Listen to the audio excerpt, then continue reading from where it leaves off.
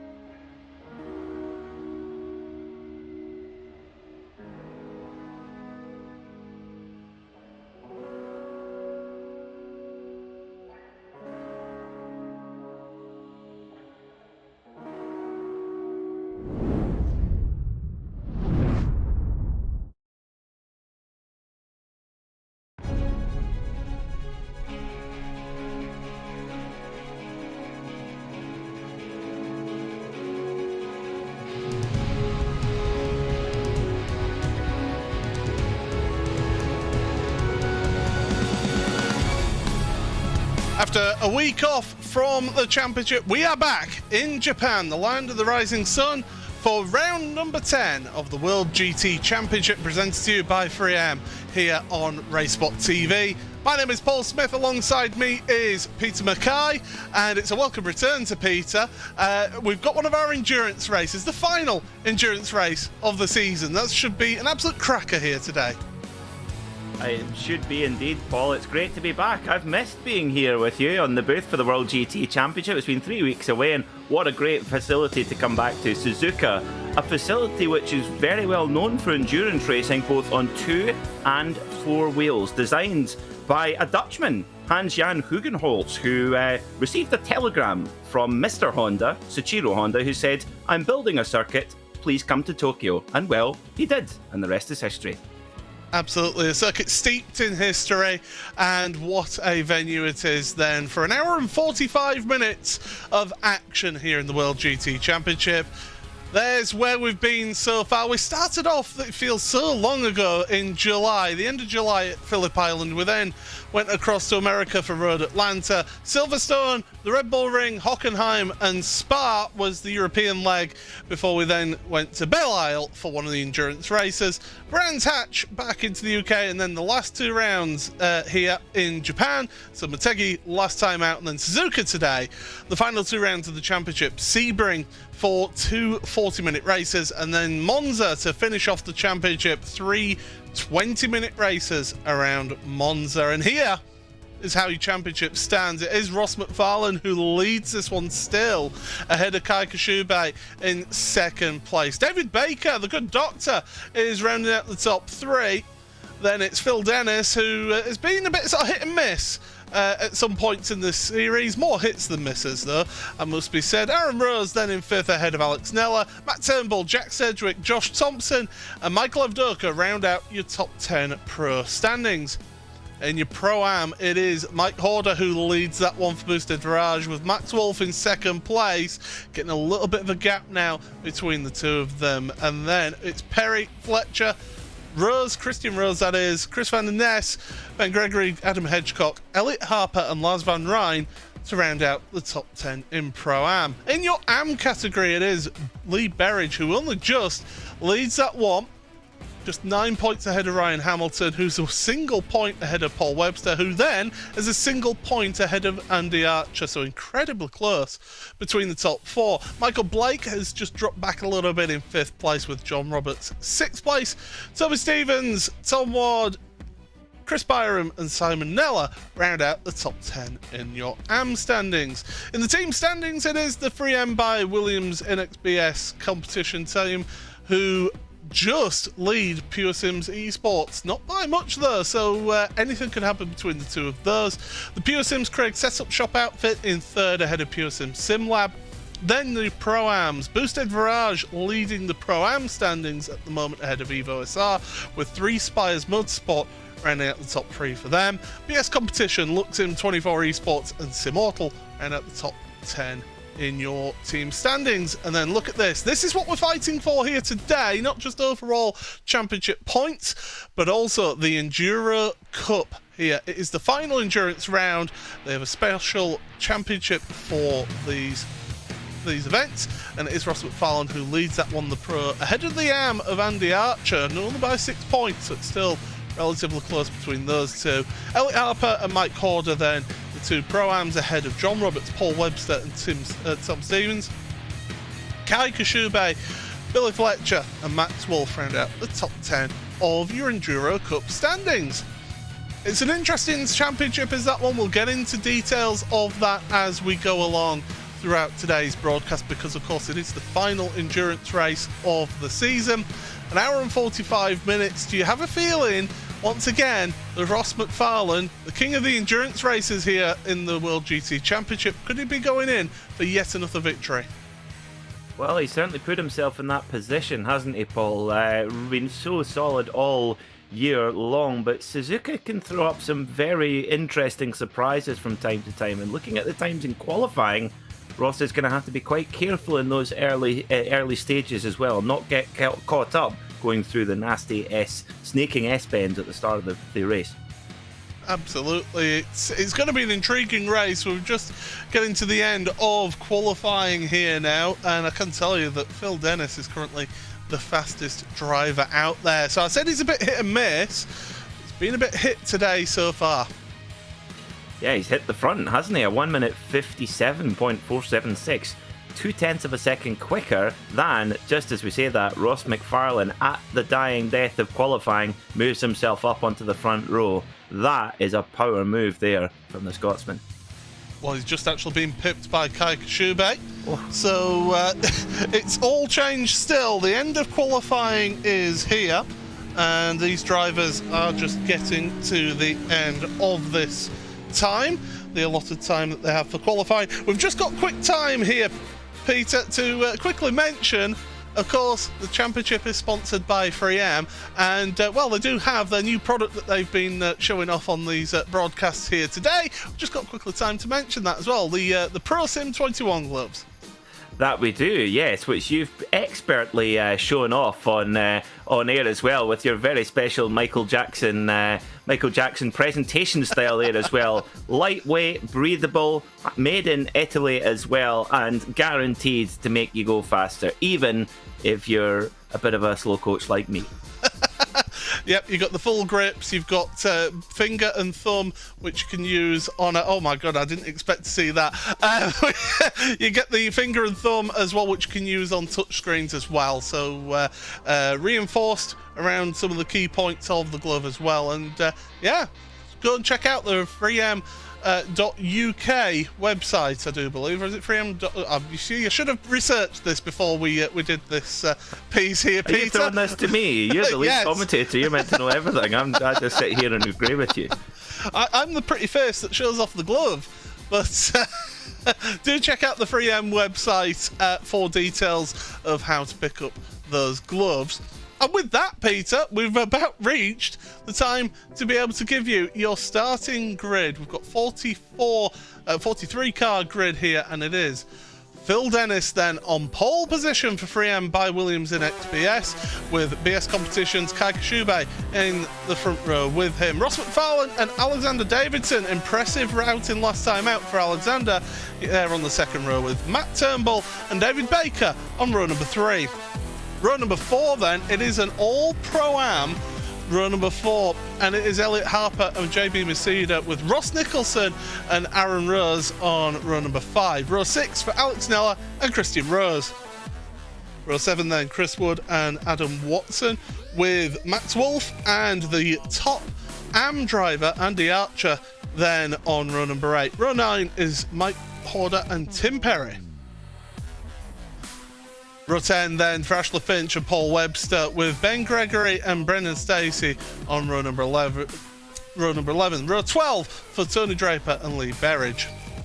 Row 13 then, Chris Van Der Ness and Jason Dilworth with Jonathan Walker, series sponsor Jonathan Walker, and Brian Lyons on row number 14. Row 15 for Lars Van Rijn and Matt Woodhouse. Row 16 then for Chris Byram and Euro Kaiser, with Bradley Hulse and Matt Bone on row number 17. Row 18 for Adam Hedgecock and John Roberts. Row 19 then for Michael Blake, Nicholas Salaputis, with Tom Stevens and Toby Ward rounding out top row number 20. Ryan Hamilton and Billy Fletcher, row number 21. And then Simon Field will be starting on the back row of the grid, all on his lonesome on row number 22. Drivers are getting to pull away right now. There's a lovely shot of a Immortal car, one of the series sponsors, along with Pure Sims here today. But very quickly then, Peter, key to the race, having a clean start and keeping yourself out of trouble? Looks like it. Yeah, I think so. It's that's going to be the name of the game, but also looking after the tyres. Suzuka is brutal on tyres as well, and to win these endurance races, usually you've not got the time to fit a new set of boots at the pit stop. So look after those tyres. You only get one set of them. Well, the drivers are heading down the pit straight, and Phil Dennis drops the hammer. Green flag will be in the air as they reach the start line there. We're underway then for an hour and 45 minutes of racing down towards turn 1. And this is going to be a crucial part. Does everybody make their way through? I'll have to wait and see. So far so good through turns 1 and 2, although there was a spin further back. That's Matt Bunn. Nobody else involved in that, kept it nice and clean. So the series admin, Matt Spun, that's how he got his nickname, because he likes to go for, well, he doesn't like to, but he goes for a bit of a ride through turn number 2. We've got a bit of 2 wide action further down with a couple of your Porsches out there. They've sorted themselves out. So clean start on the whole here in the first half of the lap here, Peter. You couldn't ask for much better. Yeah, very clean indeed as they come into the Degner curves and then up towards the hairpin. And then once they come out this very tight right-hand hairpin, they go up towards 200, up towards on the spoon curve. And oh, Brian Lowes has gone off at the second Degner in the SimStickers Lamborghini. And oh, now one of the boosted Mercedes there as well. I wonder, was that Adam Hedgecock? Oh, it was Brian Lyons, yeah, who definitely we saw with the Sim Stickers car. Look at this shot of Spoon Curve. I don't think I've seen it any better at all. Absolutely spectacular. Look at this. That little incident, you can see the gap that it's formed in the field there as they're working their way through. No track blockages though. That's good. That means we don't get a safety car. And that means that these drivers can really push things to the limit all the way through. Pure Sims, Ross McFarlane under pressure from one of his compatriots in Alex Davidson. And there's David Baker behind these two as well. We've got a spin, we've got a couple off actually. That's Christian Rose and Andy Archer. Andy Archer, of course, who was going for a run in the Enduro Cup. Yeah, and that's not a good start to the day. Of course, the Enduro Cup is not about where you finish overall, it's about where you finish in relation to your class competitors as well. So we'll keep an eye on that as the day goes on, as we work our way through the snaking S-bends and anti-bank curve and then up to Dunlop. This is just a superb venue for endurance racing. Porsche have the most wins here in the iconic Suzuka 1000 kilometers. 11 wins at that race. But actually, this is actually the circuit with my favourite race in the world all year, Paul, which is the Suzuka 8-hour motorcycle race, which is held in the very heat of the Japanese summer for 8 hours through the middle of the day. It's a brutal test of endurance, but what I love about it is it means everything to the Japanese factories. Honda, Yamaha, Kawasaki and Suzuki, they all want to win it, and still Honda the top manufacturer in that race. Well, I can tell you that it was actually Lars van Rijn, the Mercedes, that we saw that went off at the Degners. And speaking of the Degners, there's Adam Hedgecock, who's now had a spin. So not the best of places if you're in a boosted liveried car. This time it's the boosted Farage outfit. A partnership working out well between Boosted and Mirage, and they're doing sterling work in that team so far. So it is Phil Dennis who leads this race in the early going. He's got Kai Kashube right behind. Now Alex Davidson, I think it's rather telling that Ross McFarlane kind of just let him pass down the start and finish straight on the last lap, didn't he? It's almost as if he wanted to tag on to Alex, because Alex really has nothing to lose in this race because he's not fighting for a championship. And that dynamic is critical, isn't it? If you don't have that championship to worry about, your road manner, your the way you conduct yourself is going to be completely different. You can go absolutely maximum attack, and there you go. Fastest lap of the race is Alex Davidson in the 555. So Ross McFarlane, yeah, very wise. He's not he's not Mr. Endurance for nothing. He's very much a driver who looks at the long game in that Pure Sims Lamborghini, and that's why there's number 1 on the door as well as the defending champion. Only thing is though, Paul, is he actually struggling to keep tabs with Davidson, because he is really pushing on. Yeah, Davidson's doing a superb job now that he's free of Ross, and he's trying to charge down your two leaders. He's still in the slipstream though, is Ross, so I wouldn't, he certainly won't be panicking in that car. He'll be happy that he can see up in front of him the leaders, so yeah, he'll be comfortable in that position, but he won't want them to get too far away. He doesn't want to allow the front two especially to walk away at the front and do their own thing. He needs to be in there to challenge them towards the end of the race. It's very much a strategy based game, is this race in particular. Here's a replay, here's a look at what happened to Matt Bunn, all on his own. Nicely held though, it wasn't a full 360.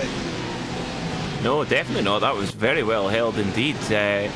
There for Matt in the free M machine, and the thing is, oh dear, but does blot his copybook there by giving Brian Loins a bit of a shunt in the loins. Well, that's what happened down at the Degners, and that's Lars van Rijn there who got caught up in all of that. He took a tour back to the pits and he's back out there now. This is what happened to Lee Berridge. This is down at the hairpin on lap 1. And around he goes. Now I can tell you on my timing screen that something dramatic has happened, and hopefully Hugo, our producer, will be able to show that in just a short bit, because we are looking at what happened at the start of the race. This is Brian Lyons. Oh! And that was the recovering Lee Berridge. Unfortunately, the two of them getting together. This is Nick Salaputis and Adam Hedgecock, sorry, up over the curb. It's so easily done there through Degner 1 into Degner 2. I'm just to keep it out of the walls though. And this is JB Maceda now. What's happened to JB? Oh, it's on that curb through Spoon, and just around goes that car. Yeah, that's so easy done. There's a kind of artificial grass there as well, so when you get unsettled by the curb. And oh, Kashubi, that's huge for the championship. A spin. Oh, and does he hit McFarlane? He does. Oh my word. And Davidson's caught up in it as well. And Phil Dennis is looking in his mirror saying, where have you all gone? That's David Baker actually, who got caught up in all apologies. of that. Yeah, Matt Turnbull around and. Okay, I mean, was he holding the brakes? That's the question. You would expect him to hold the brakes, and just a little bit of contact between the two of them, and that sent Turnbull around. And this is what I mean by drama at the front, because Kashubi now is down at the back of the field. He's been on pit road to get his fast repair. So absolute drama for your championship leader as well, Ross McFarlane, because he is down to... Where is he? I can't see him on the timing tree. He's 40th, so he's had a trip down pit road as well. We've got another spinner. That's a Lamborghini. That's Alex Nella going off at 130R. All of a sudden, people getting a bit more confident around there and showing a bit too much confidence, perhaps. Oh no, he got into the back. Have the field been on the sake before the race? Oh my goodness. I mean, I'm trying to be diplomatic here. What is the track temperature at the moment? Because that could be playing a factor. The tarmac is notoriously slippery here at Suzuka, and when the track gets hot, it is like an ice rink. Oh God, did I just say that? When it gets hot, it's like an ice rink. Oh my God. It's like lava. The circuit's like lava. It's like very slippery lava. It's actually 26 degrees is the track temperature, so it's not well, that's too out the window hot. then. So, just early stages of the races, a heavy car. So of course, they're limited to 75% of the fuel tanks here for this race. So it's not quite full tanks, but you're still talking about 90 litres in one of the Porsches, for example. So you've still got quite a lot of fuel, and the majority of the cars, not all of them, especially the Porsche, the rest of them, they have their fuel tank towards the rear of the car, whereas the Porsche, it's over the front wheels. Yeah, it changes the balance dramatically. And the one thing the Porsche, oh dear, is Mark Woodhouse now. That didn't look like such a big mistake there for Woodhouse. Oh, Fletcher gets hip and checked there. What on earth is going on? The drivers are going crazy. Well, Woodhouse, that was just getting over the curb, wasn't it? And you get over the back end of the curbs and it could just send you round, because around here it's an old school track, isn't it? It's very much grass at the edge of the track. You can see that. It's only really around here where you've got here in turn 1 where you've got any sort of tarmac runoff, isn't it? Yeah, there's not a lot of runoff at all at Suzuka, full stop, and that's what makes it a pretty fearsome place. They did used to race MotoGP here, but they stopped after a number of really quite bad accidents and some fatalities, so just not the runoff required. But the Suzuki 8-hour motorcycle race does carry on, but not quite as intense as a MotoGP sprint race, not quite the same speeds either. But wow, that's caught out a number of the drivers. But it also shows you as well, Paul, is that with that high fuel load, the drivers really struggling to get the cars to change direction in the S's, and they're almost getting caught out. There's a lot of kind of side-to-side contacts going on. Absolutely. I want to bring your attention as we look at Simon Field, who I think is the latest victim of 130R. Scratch that paperwork. And he's holding the brakes. Oh, unfortunately gets into the barrier, but keeps out of everyone's way, so that's good. Yeah, that blue, I love that shade of blue. It looks fantastic. The boosted cars are always some of the best, the most artistically painted machines in the field. So, what a shakeout that's been. So, the 555 of Alex Davidson, really the only man now who can threaten Phil Dennis early on. He's got the gap down to about 1.5 seconds, about half a tenth quicker than the American last time by. So it'll be Lamborghini versus BMW at the front.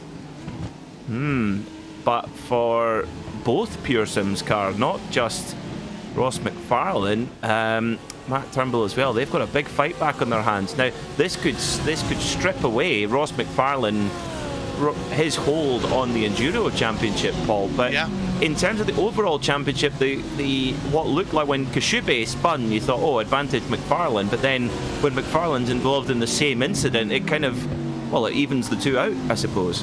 David Baker is a sitting duck. He has got significant damage to that Lamborghini. I think he's just trying to get himself to some sort of a pit window to then, of course, you do have a free repair here in this series, so it's not the end of the world, but David is very much doing damage limitation. You can see all the cars that are swarming behind, including that boosted Virage car. You've got Max Wolf involved in that one as well. So Mike Horder, Max Wolf, side by side between those two. They've got the recovering JB Maceda from his spin down at Spoon Curve. He is working his way through. After all this shenanigans, I'm going to get to this point now. Elliot Harper is a Pro-Am in third place, a legitimate third place in this race. And that will be huge points for not only his own championship, but for the Enduro Cup as well, if Elliot Harper can even stay remotely close to that. However, the number 68 of Ross Nicholson in 5th overall as well, Paul. So the Pro-Ams, they're up putting a few bloody noses in there early on. They certainly are. Maceda has gone through, it appears, and so he's got himself ahead of Horder. You've got Alex Nella, who's trying to do a bit of a recovery drive as well. He's made moves behind them. You can see all that happening on the timing tower on the left-hand side. If you are wanting to keep up to date with everything going on in this race, RaceSpot.tv/timing is where you can keep up to date with everything going on, in which you can also keep up to date with Kai Koshube's run, because he is currently now in 30th place behind Andy Archer, and more moves being made. This is Max Wolf. Yeah, the very impressive quick Dutchman in the black and green Evo SR machine, the Tequila Patron-esque colour scheme. Oh, that's very, very late on the brakes. There's that Maceda. Oh, with the Team Mad car with the red wheels. Oh dear, and we've got an early taker for the pit stop as well. Is that Baker? Yeah, as I say, he will have wanted to have just got to some form of pit window. Now we're talking right on the cusp of 15 minutes of the race gone. So I think he's just about on that pit window. He's going to be on an alternate strategy, but he'll get his fast repair. You'll see that car just instantaneously get repaired, and there you go. And he'll take on fuel and then get himself back up and running again. So Baker, yeah, he was very much, along with McFadden, the innocent parties in Kai Koshube's spin, but we've seen more than just Kai having that issue at 130R. Yeah, it's a very uncharacteristic mistake for Kai Koshube. I mean, he's oh dearie me, he's got one of the Jericho BMWs spinning there. Was quite catch Tim Perry. Tim Perry, again, a very uncharacteristic mistake from Tim. Not something we say, right? Wait for a gap and then go on, Tim. Gives it a bootful of throttle there, goes Kai Koshube. Oh, don't spin it again. There we go. He's back up and running. This is through the Degners. Degner 2. Has he just... Oh, he's carried too much speed through there. Those are devilishly difficult corners, the Degner 1 and 2. And the reason why they've got the same name, 1 and 2, is that you have to get them both right. If you make a mess of Degner 1, you're in a whole world of pain, because you've got to somehow gather the car back into some sort of order, and it's not an easy thing to do.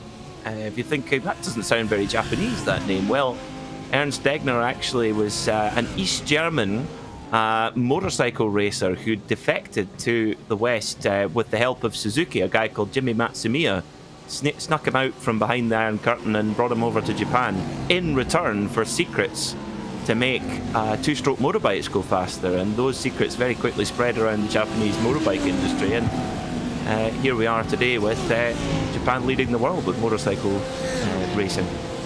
And this is why we pay Peter the big bucks and bring him onto the commentary for this series. Pointless chat.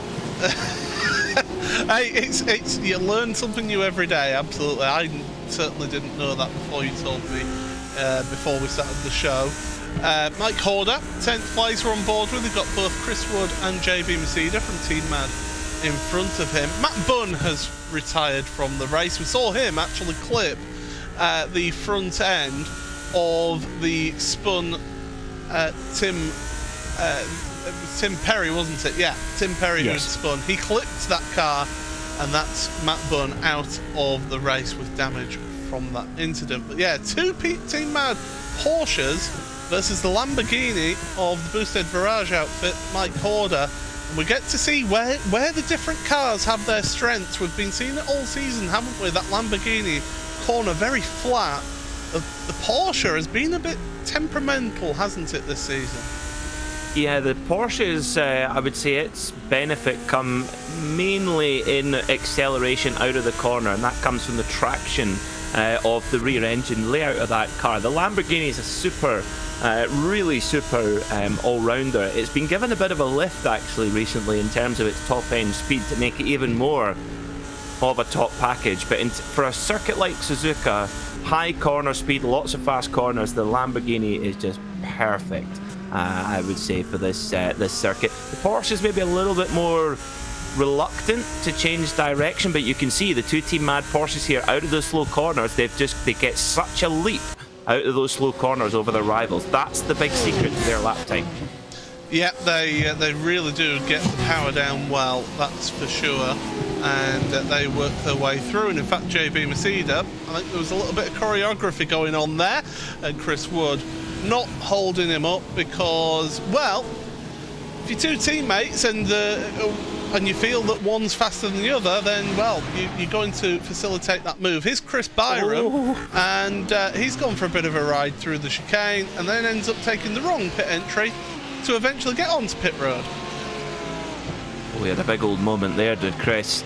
It was nearly Chris bowling ball rather than Chris Byram, but I think he got through there cleanly as the 3M UK Ferrari, the sole remaining 3M UK Ferrari, gets back going again. Now, more problem for Tim Perry, I wonder. He's got a Lamborghini closing up behind him, and that same mistake. The punishment just does not fit the crime there, Paul. You're putting, a Porsche and a credit card's width of the tyre onto that artificial grass, and it really is like ice. So what happens with that, because I know from bitter experience of racing around this track, is that you get your rear wheel, you're putting so much weight onto that side because you're turning left, so all the weight is transferring to the right hand side there, and you get that wheel up onto the curb and it goes over the back edge. Well, suddenly you've gone from a full tyre width getting grip to half to a quarter of a tyre width getting grip, and it just snaps on you at that point. It's that rear right corner, it's the same through 130R when one of the Team Mad cars, Chris Wood, goes a little bit wide through there. Yeah, that's a very, very clever observation, Paul. That 130R, if you just bite off that a little bit more than you can chew, it's you don't need to. You think, well, I'm on line there, and then I'm in the wall. Like, I think that's what makes Suzuka such a satisfying challenge for drivers in all categories of motorsport when they come to race here. And when you talk to, when you listen to Formula One drivers, and particularly when they talk about, can you imagine in a modern day Formula One car through this section, you need the neck as strong as a girder on a bridge. What, the same girders that they make Ironbury from? Yes, the Queensbury Crossing girders. No, the Fourth Rail Bridge girders, because they are Ironbury coloured. Don't take anything off of the Fourth Rail Bridge. The Fourth Bridge, should I say? It's the Fourth Bridge and the Fourth Road Bridge. It's proper, isn't it? Let's get this. It's a good bridge. It's a good bridge. It's an absolute cracker, that's for sure. If you are new to the championship, if you are joining us and this is the first time watching this, well, where have you been the rest of the season? But also, welcome along to the World GT Championship. It's a 12-week series. They do have a couple of off weeks as well, just to give the drivers and ourselves in the broadcast booth a bit of a break. And these drivers are now into the final third of the championship. And this is the final of the endurance round, so we've just got the one race here today, 1 hour and 45 minutes in length. Next week we'll be then having two 40-minute races, and then the final week at Monza it is 3 20-minute races. So not including this race, 5 races to go in the championship in the next 2 weeks. But right now, side-by-side action, Tony Draper, Jason Dilworth trying to sort themselves out, and Chris van der Ness is thinking, oh, I want a piece of the action as well. Yes, Chris van der Ness getting his elbows right out there as well, and they've been polished, I think, since last time. As one of the Team Mad cars goes in for service, so the pit window now open, so the driver's taking the opportunity maybe just to get themselves back going again. Now, update on our front runners. Kai Kashubi, or former front runners I should say, Kai Kashubi had that spin. He's 7 laps into his stint after coming in to get some repairs. He's now in 21st, just gone into 21st. Ross McFarlane is in 26th, about 8 seconds back from Kashubi at the moment. I do see in our RaceSpotTV chat, Paul, Shirley McFarlane saying such a pity that the track's so slippery. I presume that's Ross's mum? Say that, is it? Do let us know, Shirley. But regardless, great to have you watching, and I think you can sit back and enjoy a amazing recovery drive, I'm sure, from our defending champion. Yeah, that's it. I mean, Ross, if you ever want anybody to be able to work their way through the field here in the World GT Championship, it is Ross. As you mentioned, Kai Kashubi is up to 21st. Ross McFarlane is up to 25th. David Baker, who was also caught up in that instant, is in 28th. Now, McFarlane and Kashubi, they will need to make 2 more stops. It's a mandatory 2-stop race. I don't think with those two getting their pit stops done after 2-3 laps, they will be able to go the full length on just 1 more pit stop. So they will need a splash and dash at the end, as well as another pit stop here. So it's an interesting way of breaking up the race by having it as a 75% fuel tank limit in this endurance race. Means that you are mandated to take 2 pit stops here today, and that's where your strategy comes into play. Right now, I will say, Alex Davidson up at the front is doing a fantastic job to keep within 2 seconds of Phil Dennis. Yeah, that gap has hardly moved at all. They are just putting in blow for blow fast lap times, and they've got a huge gap over the number 29 of Elliot Harper. But we must be applauding Elliot Harper because he is in the Pro-Am class and up on the overall podium at the moment, which is just super. Aaron Rose in the number 8 Lamborghini is not too far behind, about 1.5 seconds back from Harper at the moment. And yeah, the 75% fuel limit. The GT3 cars have a fuel window of fuel capacity of about 60 minutes roughly. So about 45 minutes is your kind of maximum stint length. So you're absolutely right, Paul. The both Kai Kashubi and Ross McFarlane and indeed Matt Turnbull, they are all going to need an extra stop from everyone else. Tom Stevens has gone off. The Degner 2 claims another victim. Well, it seems to be most of the corners around this track claim a victim, that's for sure. And you see, it's getting that first part of Degner wrong. And as soon as you get the wheels onto the curb on the outside, onto the AstroTurf, well, you are a passenger through there. And, well, he finds the wall there. Fortunately able to carry on. But yeah, Elliot Harper, now he'll be feeling comfortable because his teammate Aaron Rose is behind. So they won't be fighting each other. They'll be trying to pull away. Meanwhile, speaking of fighting, still ongoing between Chris Van Der Ness and Jason Dilworth. Dilworth taking to the runoff, and here comes, and also Brad Hull's getting involved in all of this as well. My goodness, tremendous battling down here in 14th down, and it's to be said, Brad Hulls is currently a top amateur driver, I do believe, looking at my timing screen. Yes, he is. Yeah, and that was super respect, proper pro level stuff there, going through the Casio chicane. Really calculated approach there from Bradley Hulls. As they go through turns 1 and 2, and they've got the recovering Matt Turnbull then. Another one that was involved in that shenanigans on lap number 3. Come through the S's here, and you can see the different lines that they're taking there. The Porsche not able to take quite as tight a line as that Lamborghini, and Turnbull, he's just got to be so patient, hasn't he, through Dunlop in towards the Degners once again. It's so difficult. The next overtaking opportunity for him really is into the hairpin. I should apologise. I said that Matthew Turnbull would need to take an extra stop. He doesn't. He was in. Now, if I'm not mistaken, Paul, he was involved in that melee when Kai Kashube rejoined onto the circuit after the spin, but obviously not enough damage to warrant an early pit stop. And it looks like the car's pretty much okay. Yeah, he seems to have got off lightly with all of that. So it was him that had the contact coming out of the Casio chicane that sent him sideways. Here they go into Spoon, and I mean, for me, because I am of a certain age in terms of watching motorsport, Suzuka, it always conjures up memories of waking up early in the morning, about 3 o'clock in the morning, 4 o'clock in the morning, to watch the Grand Prix. And so many championships have been decided in Formula One here as well. It's just full of rich history. You just have to go back. 1989 at this very chicane, Senna and Prost coming together. Did Prost turn in on Senna? He says he was taking his normal line. A lot of people debate that. And then 1990 going down to the turn number 1 from the start. Ayrton Senna deliberately crashing into Alain Prost. He was never going to let him finish that race.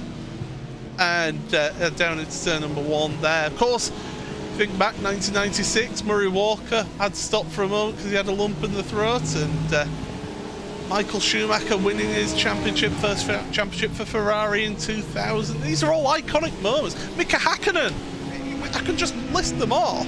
It's such a historic circuit is this, and the drivers all love it. The thing that surprises me as well, Paul, is that all of that heritage, like you just very expertly reeled off there, they've only actually been racing Grand Prix.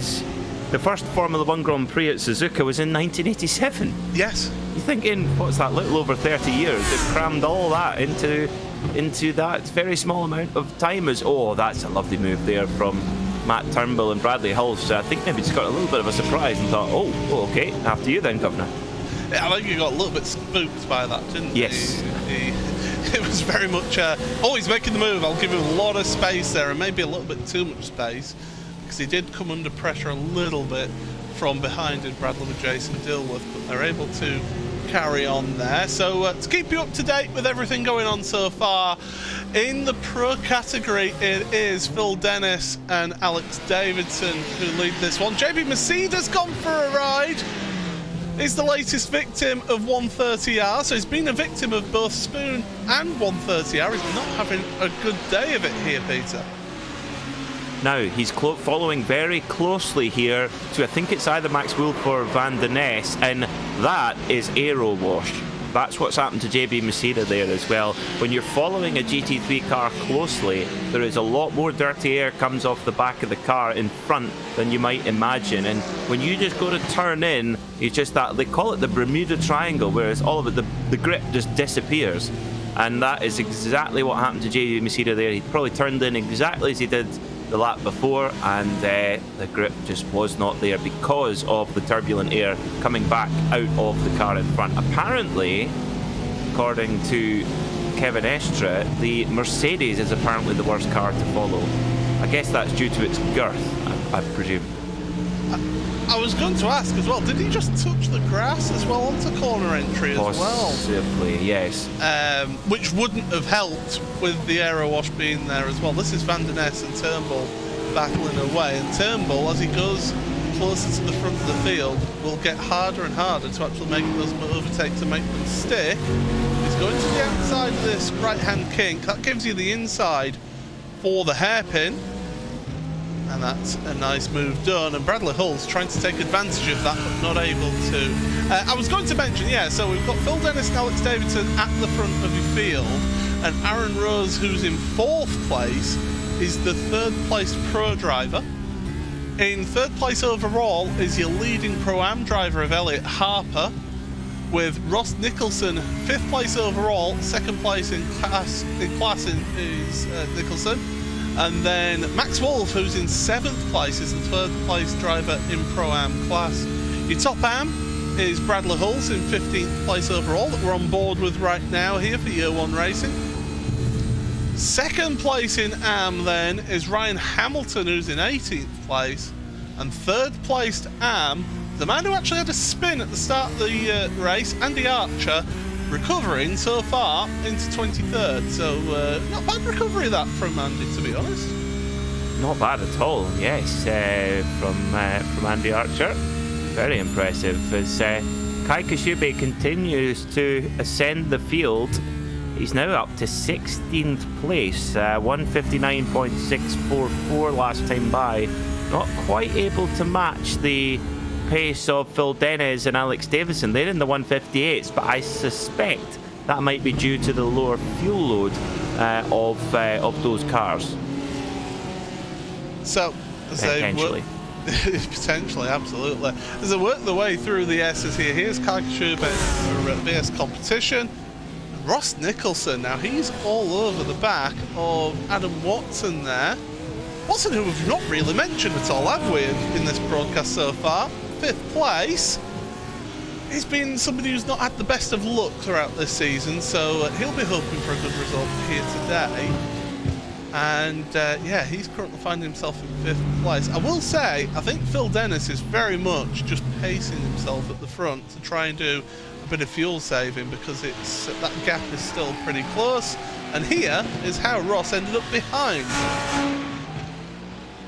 Well, is it going to be the... that was quite odd there. It almost looked as if Ross Nicholson just blended out the throttle there, but... strange. Is he trying to do a little bit of fuel saving though? Possibly. He was on his own, wasn't he?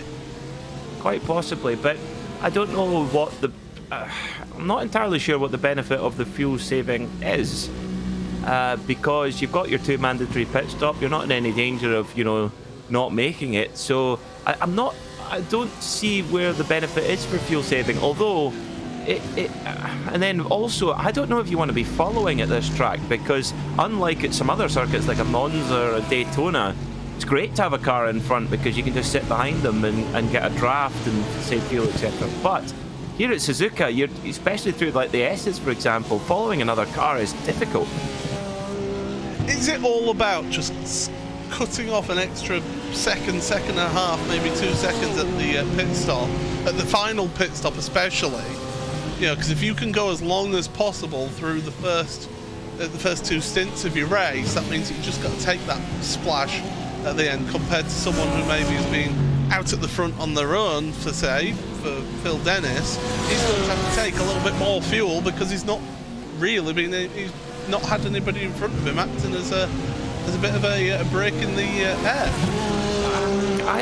At most circuits, I would completely agree with you, Paul, but Suzuka is that unique, where there's barely a straight bit of tarmac on the racetrack. I mean, only really where the grid slots are, so they kind of need a straight bit there. But it's I honestly, I think this is flat out to the flag. If you're on a normal strategy, I think you're going to lose more time deliberately fuel saving and deliberately lifting off than you would just pushing on. But other circuits, like I say, this definitely is a good benefit. Whoa! Tony Draper loses it at Spoon. Now he'll have to sit there and wait until there's a gap, and there he does so as well. gets back going again. Yeah, very well done for Matt Turnbull and the rest who managed to avoid him there. I was about to say that Tony Draper is Matt Turnbull's next victim. Well, he didn't need to have to wait long because it was just a slide, and now side by side with your own Kaiser into 130R. Well, managed to keep it on track and keep going, and Kaiser having to just compromise his line through there. But yeah, that's not the best then from Draper. That means he's down to 18th. And in fact, Ross McFarlane... Oh, now, what's happened to Kaiser? Because he suddenly got a lot of damage on his car, and he had Ross McFarlane behind him. Has he hit the pit entry? That's a very strange one. This is where we need superstar director Hugo Luis to find us a replay and let us know exactly what happened. And right on cue, here we go. Where's Kaiser going? He's on the grass. That's a bizarre mistake. It's almost just like a bit of brain fade, almost like a little lapse in concentration there. Or now, in our RaceSpotTV live chat, Shirley McFarlane had mentioned there was quite a lot of I'll use the word debris to describe what it is. Did he get offline there onto like tire marbles or something like that? Trying to come up with a positive hypothesis. Oh, who was it that went off there? And Turnbull again, having another go. Oh, that's no, it's not. It's McFarlane. Yep. Copying his teammate. So that Mercedes so much grunt out of the corner, hasn't it? And just able to pull alongside and in fact in front. And McFarlane's not happy. He wants by. And Tony Draper's saying, no, you're going to have to fight for this one, sunshine. I'm not just going to move out the way for you. So McFarlane, with that recovery drive, he's feeling the need to get the hurry up here, isn't he, Ross? Yeah, absolutely. Yeah, Ross McFarlane trying to make his way through as quickly as possible because he's got so much pace. Oh, he thought about it into there into 130R, but just maybe a little bit more hesitant, and you could understand that because it's been Ross cannot afford another hit. He's used up his fast repair, so another bit of contact would really harm his chances in this race, particularly with Koshube really marching forward as well as they drag down towards turn one. And yeah, that Mercedes, a bit like the Porsche, it's on the straights where it makes its lap time that kind of mid-range grunt. Unlike the Porsche's really good off the corner, the mid-range grunt of the Merc is impressive. But here we go now. This is Lamborghini country through the S's. Yeah, as McFarlane then. This is the problem though. You try and make the move through the S's, and yeah, you may get the inside for one, but then you're on the outside for the next, then you're on the inside, then on the outside again. So you've just got to be patient here. It's quite a narrow track as well. It's an old school track, is there? So not the most room out there for drivers to go side by side.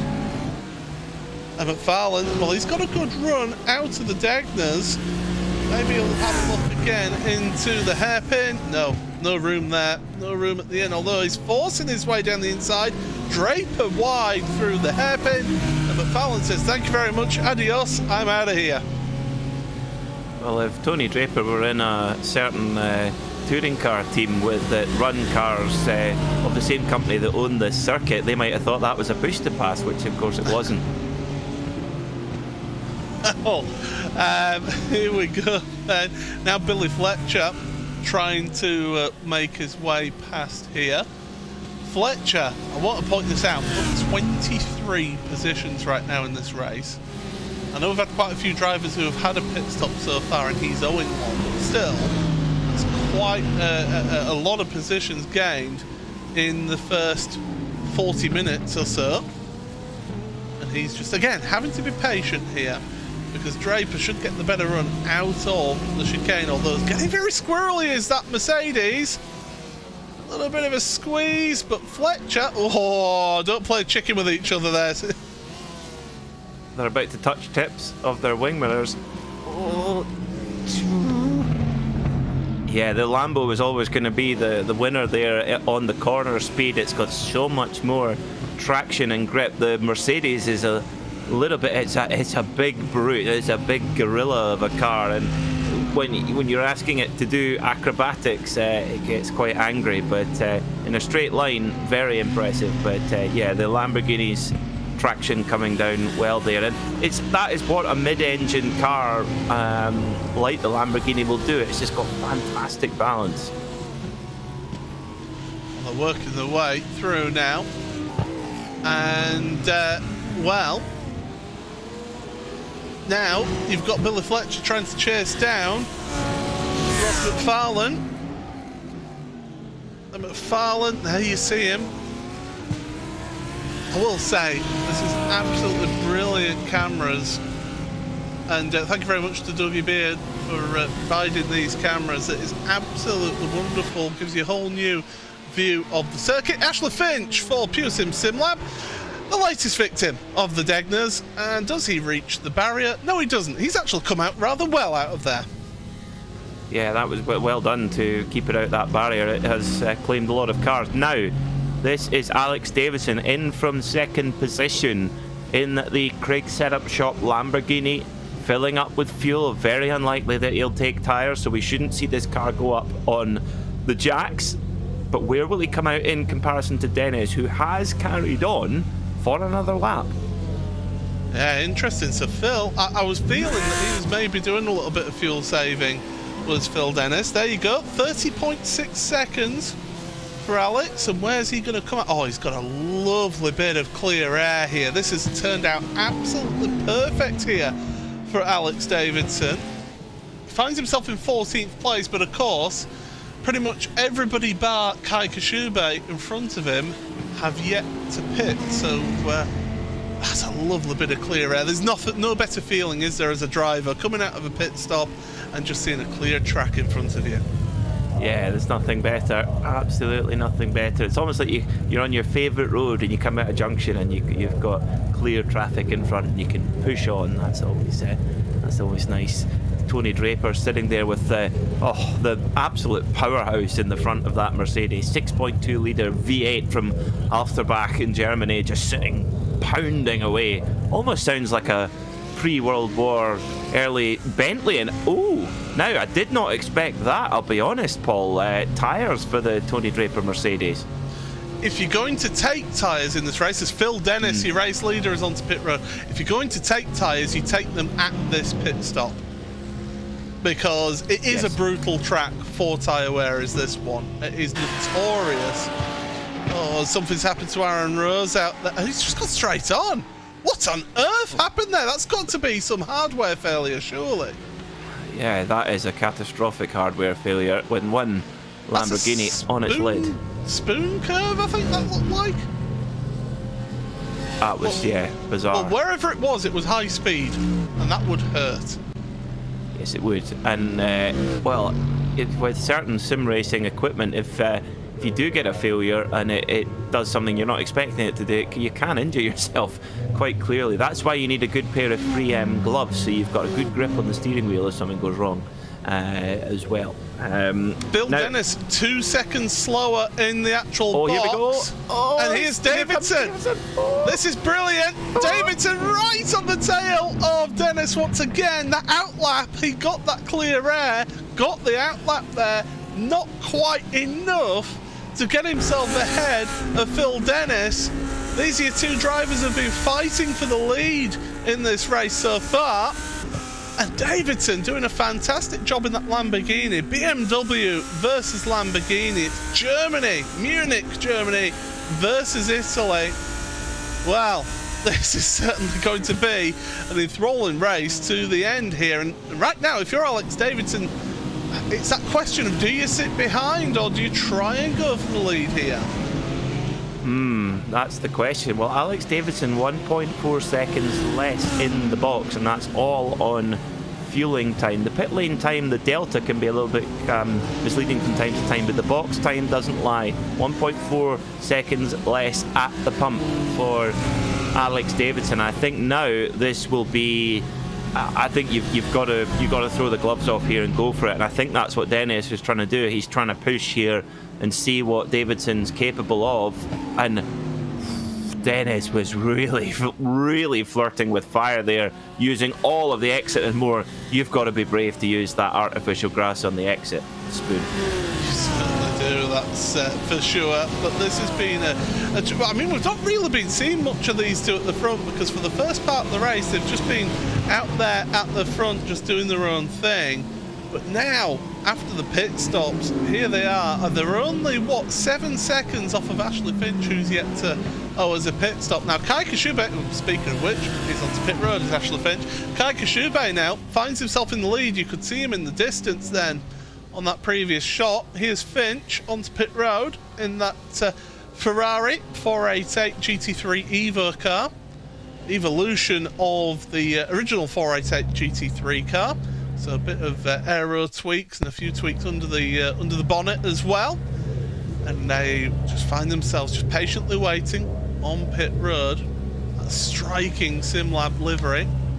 They'll be pulling out momentarily here. Our pit stop timer has broken, it appears, unfortunately. So it means that we're just going to have to be patient and see where he comes out in all of that. Away he goes. It's not a level pit lane here. Oh, there we go. It's caught up now. 32 seconds on the box. Big hello to Ryan Bauer, the bearded sim racer. Good to have you tuning in, Ryan. Hope all is well.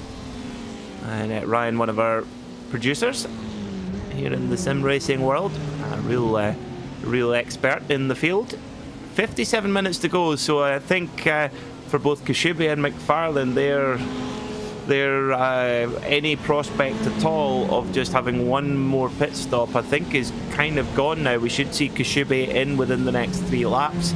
They're going to fall just short, I think, Paul. It's going to be the most tiny splash, but it's still about a 25-second trip through pit lanes. So even for just the smallest splash of fuel, that 25 seconds is going to hurt. I mean, we're talking about, 22, 23 laps on a stint here. Yeah.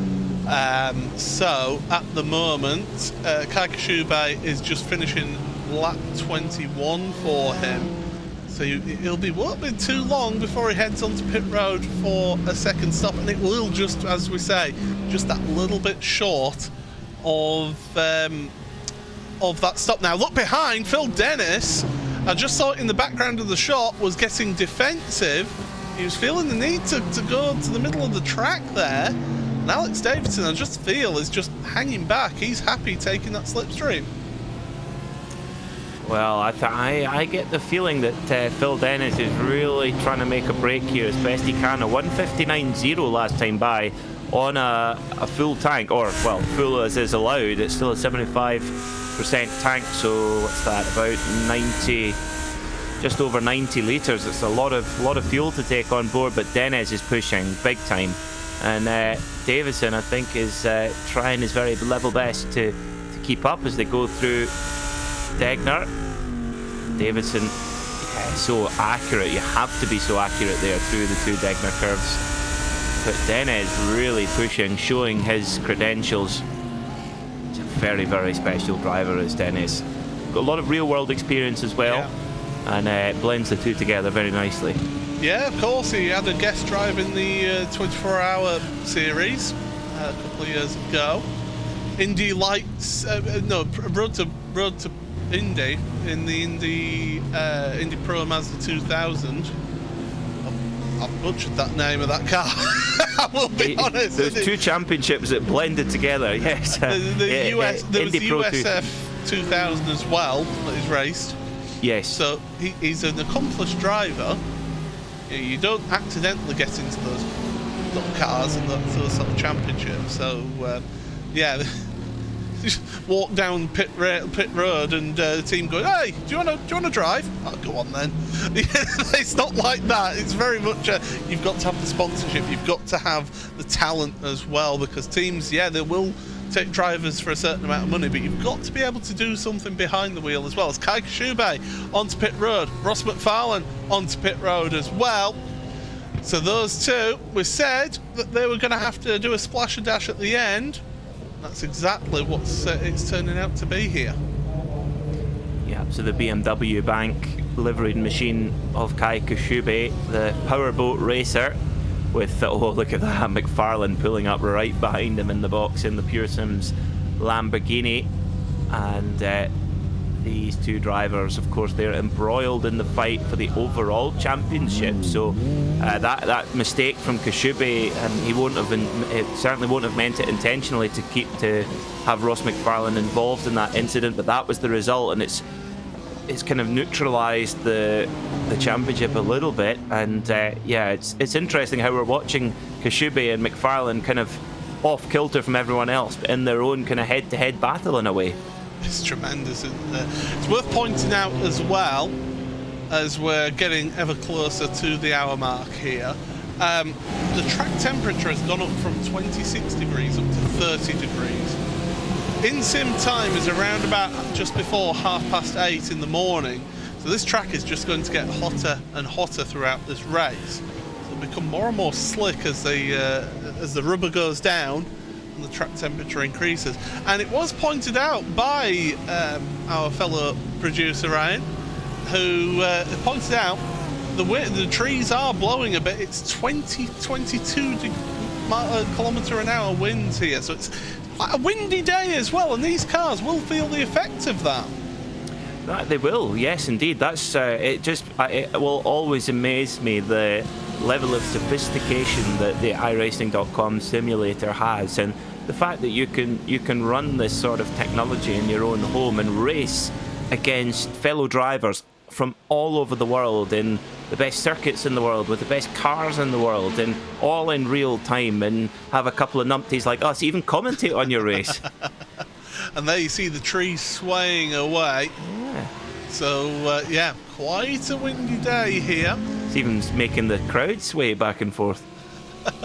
Well, I mean, yeah, it's not the lightest of breezes, but it's not gale force, that's for sure.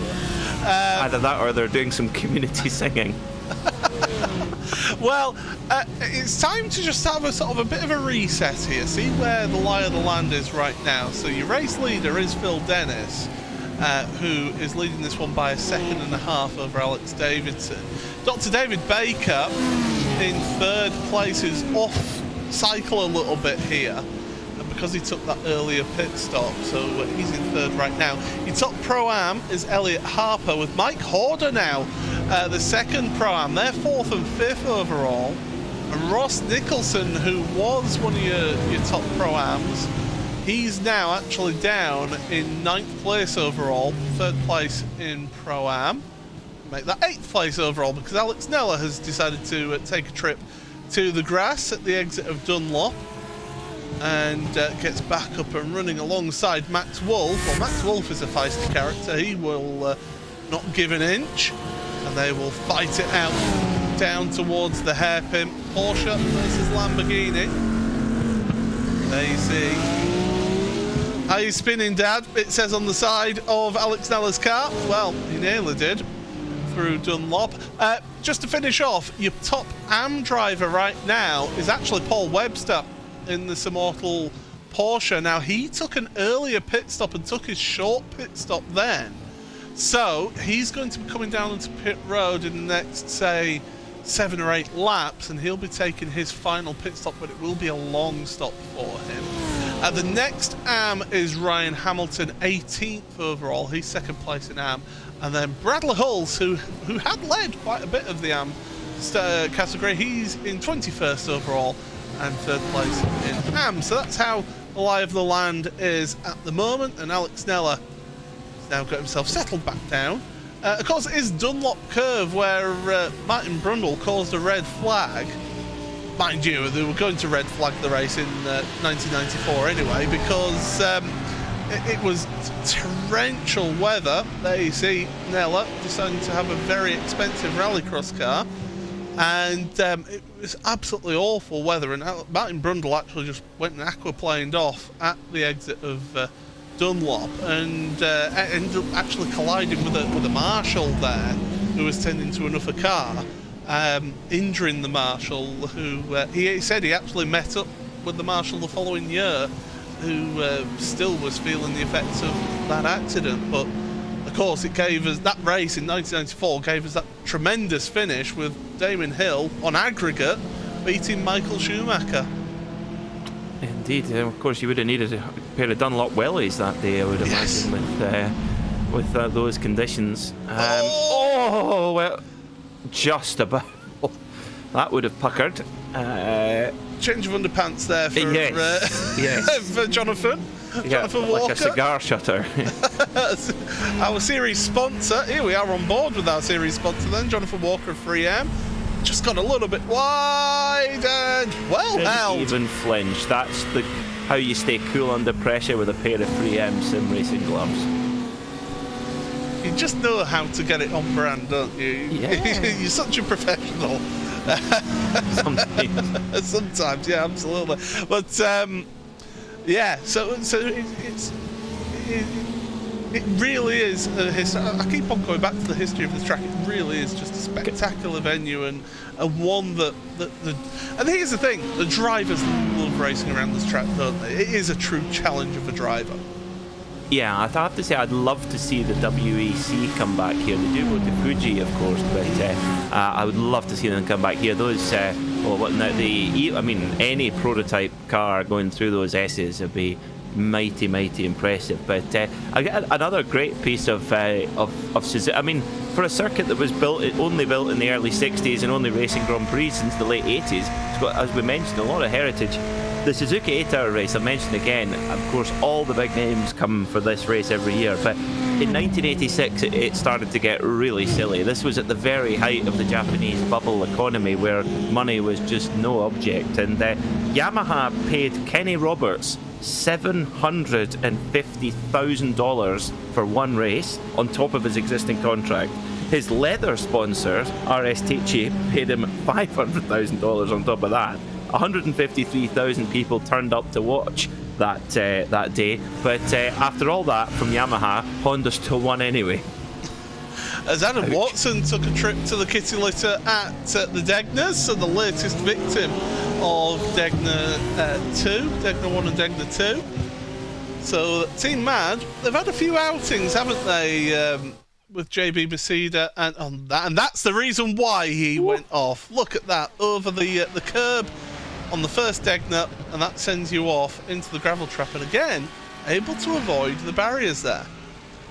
Critical, absolutely critical there from Adam Watson. We've seen a very high rate of, well, not so much a high rate of attrition, but certainly a high rate of mistakes happening from right up and down the field. So if you can somehow get away with those mistakes or minimise those mistakes to keep the damage off the car, then you'll be okay. You'll be in good shape. It's the drivers like Kai Kashubi and Ross McFarlane who took big damage early, who are really, well, they're paying that invoice all race long. Speaking of Kashubi, there he is on circuit right now behind the 113 Lamborghini of Gregory.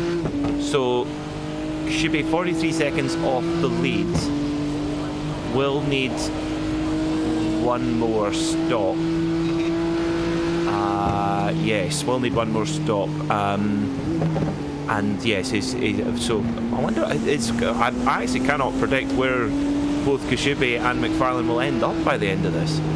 It's going to be tricky. I will say, credit to the Three Spires Motorsports outfit, as Chris Wood now has had an issue. That's down at turn 1. So Adam Watson and Chris Wood have swapped positions back again, but that has allowed the Sim Stickers car of Ross Nicholson to get between them. I will say that Three Spires Motorsports car, that livery doesn't look out of place in Japan at all, does it? It absolutely suits this venue right now. Oh yeah, that could be a Super GT livery, couldn't it? Yeah, I have to say that I love it.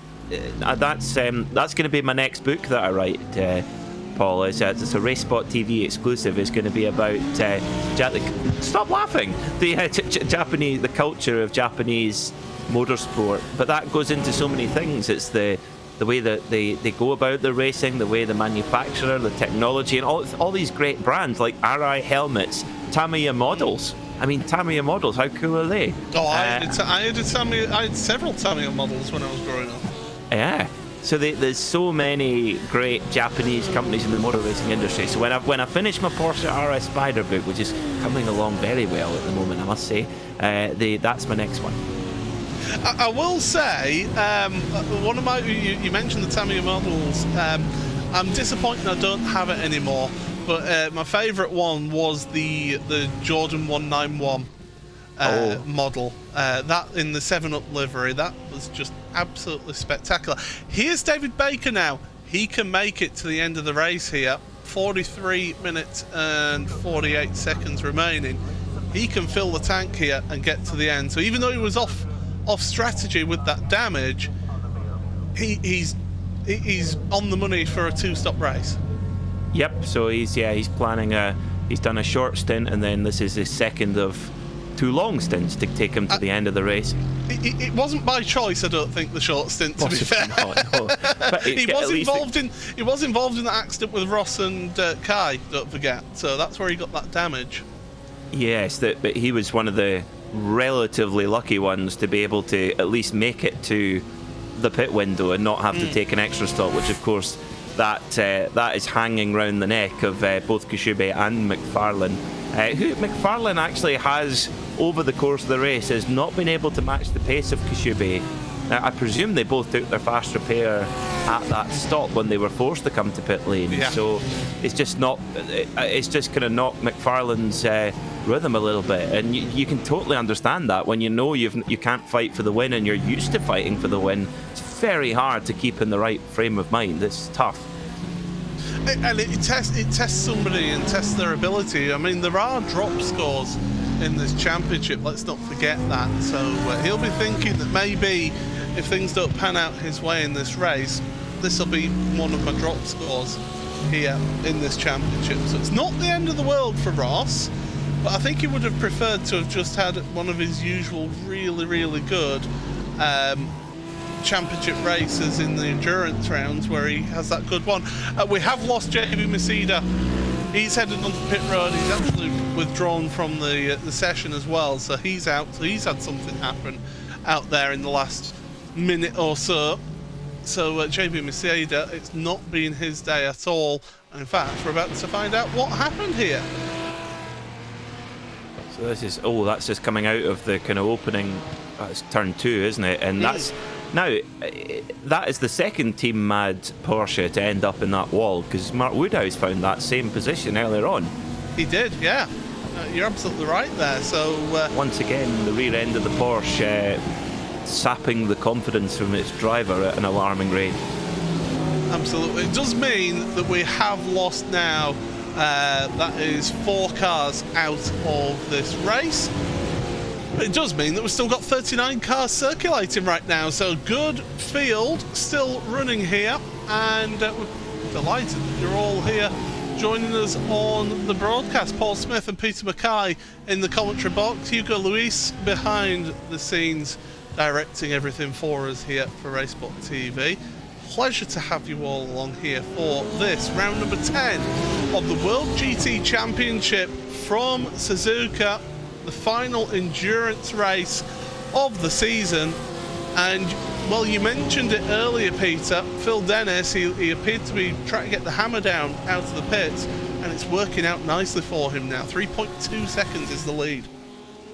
Yeah, that's been really impressive to follow that on the timing sheet. Phil Dennis just showing his all-star credentials, really. And we shall see when they come in for their pit stops. I mean, does Phil Dennis have even more of an advantage when they get to the actually, what's happened to Dennis? He's in second place. Is it turn 1?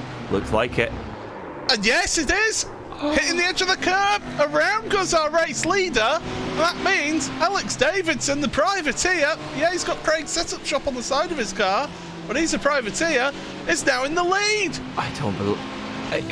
That has got to be the most infectious strain of commentator's curse I've seen this season. We said, oh, isn't he a present-day brilliant? Oh, he's crashed. Oh, dear. Well, as Koshube goes off in the background. Koshube off at Degner 2. I think he gathered it up just about, but it's cost him a lot of time, the number 16 BMW bank car. was that Kashuba? I don't know. It was a black BMW with white stripes on it. Could it be like possibly Tim Perry, who they've just lapped? Because he's got a very similar paint, hasn't he, Tim? That's the black and white Three Spires Mudsport car. And yes. Oh, it is. Oh, you've got so much better eyesight than I do. God. You can see where I was going with it, though. That's very generous of you to mention.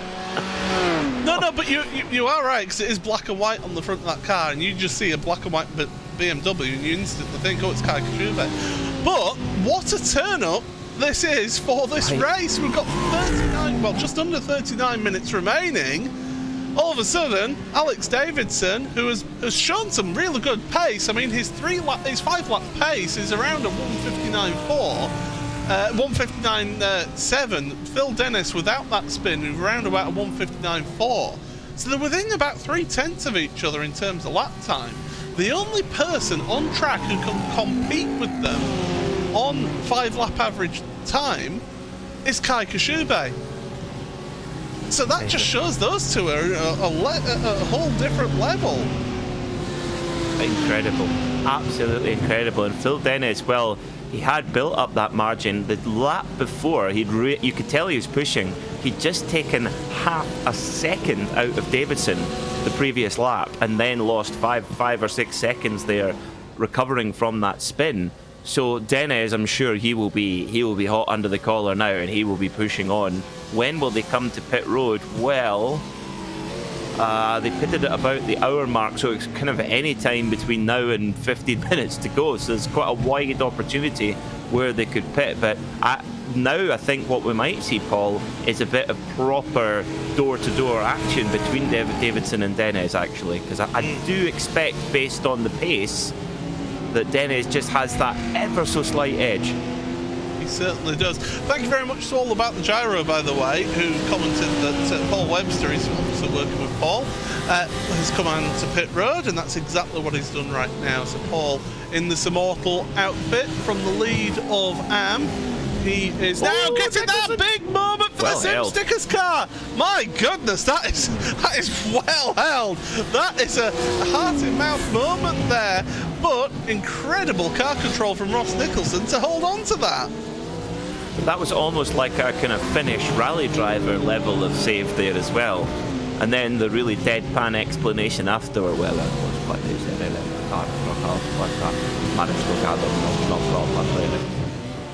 but I must say the understeer is just a disaster. Never complain about oversteer, Finnish rally drivers. Always complain about understeer. Absolutely. I mean, why wouldn't you? I will say who's got a very, very good Kimi Räikkönen impression is Nico Mansell. He has got a really... seriously, if you ever get to hear his Kimi Räikkönen impression, it is spot on. We were having so much fun off air on the broadcast yesterday, as there goes Kai Kashuba around the Team Mad car, so past Chris Wood, and Chris Wood, well, he's thinking, oh, well, I've not hung onto that position, I might as well take my pit stop. I love it how iRacing.com have got the exactly correct sounding hooter for the Suzuka pit lane. That's very important. That is a Suzuka pit lane hooter. What you will also hear at this track is RaceSpotTV's own Connery Maddock in the paddock announcement. Ah, Connery-san. Ah, okay. Yes. Does he speak Japanese? No, he does not, but he is there for the paddock announcement at this track. I think I can actually hear him in the background there actually as well. I have volunteered my services for when Not Kill comes onto iRacing to be up there in the virtual Gary Stagg commentary tower for full authenticity. Absolutely. I mean, it's myself. I think I'm at Brands Hatch, Silverstone, Snetterton, Alton Park, which I'm very happy about, by the way. Oh. That I'm at Alton Park and Donington Park as well. Chaz will be furious. There goes Chris Wood out of the pit lane. So yeah, keep your ears out if you are ever in the sim and you're sat in the pit road and you hear some paddock announcements about parking spaces or whatever the lines were, I can't remember now. And the driver of the Ford Cortina, you please go and turn off your lights. You've left your lights on. The driver of the Ford Cortina, please come into the 21st century. Thank you very much. Ashley Finch is the latest victim. Oh, and he took the Adam Watson line there through Degner 1. It turned out a little bit worse for him. Oh dear. Bit of an error there for Ashley Finch. Pirelli P0s are good, but not so good on the gravel. They're also not good when you're taking flight and they're not making any contact with the asphalt, are they? So, but hardly ideal, but there you go, back up and running. And in fact, he came out in front of David Baker.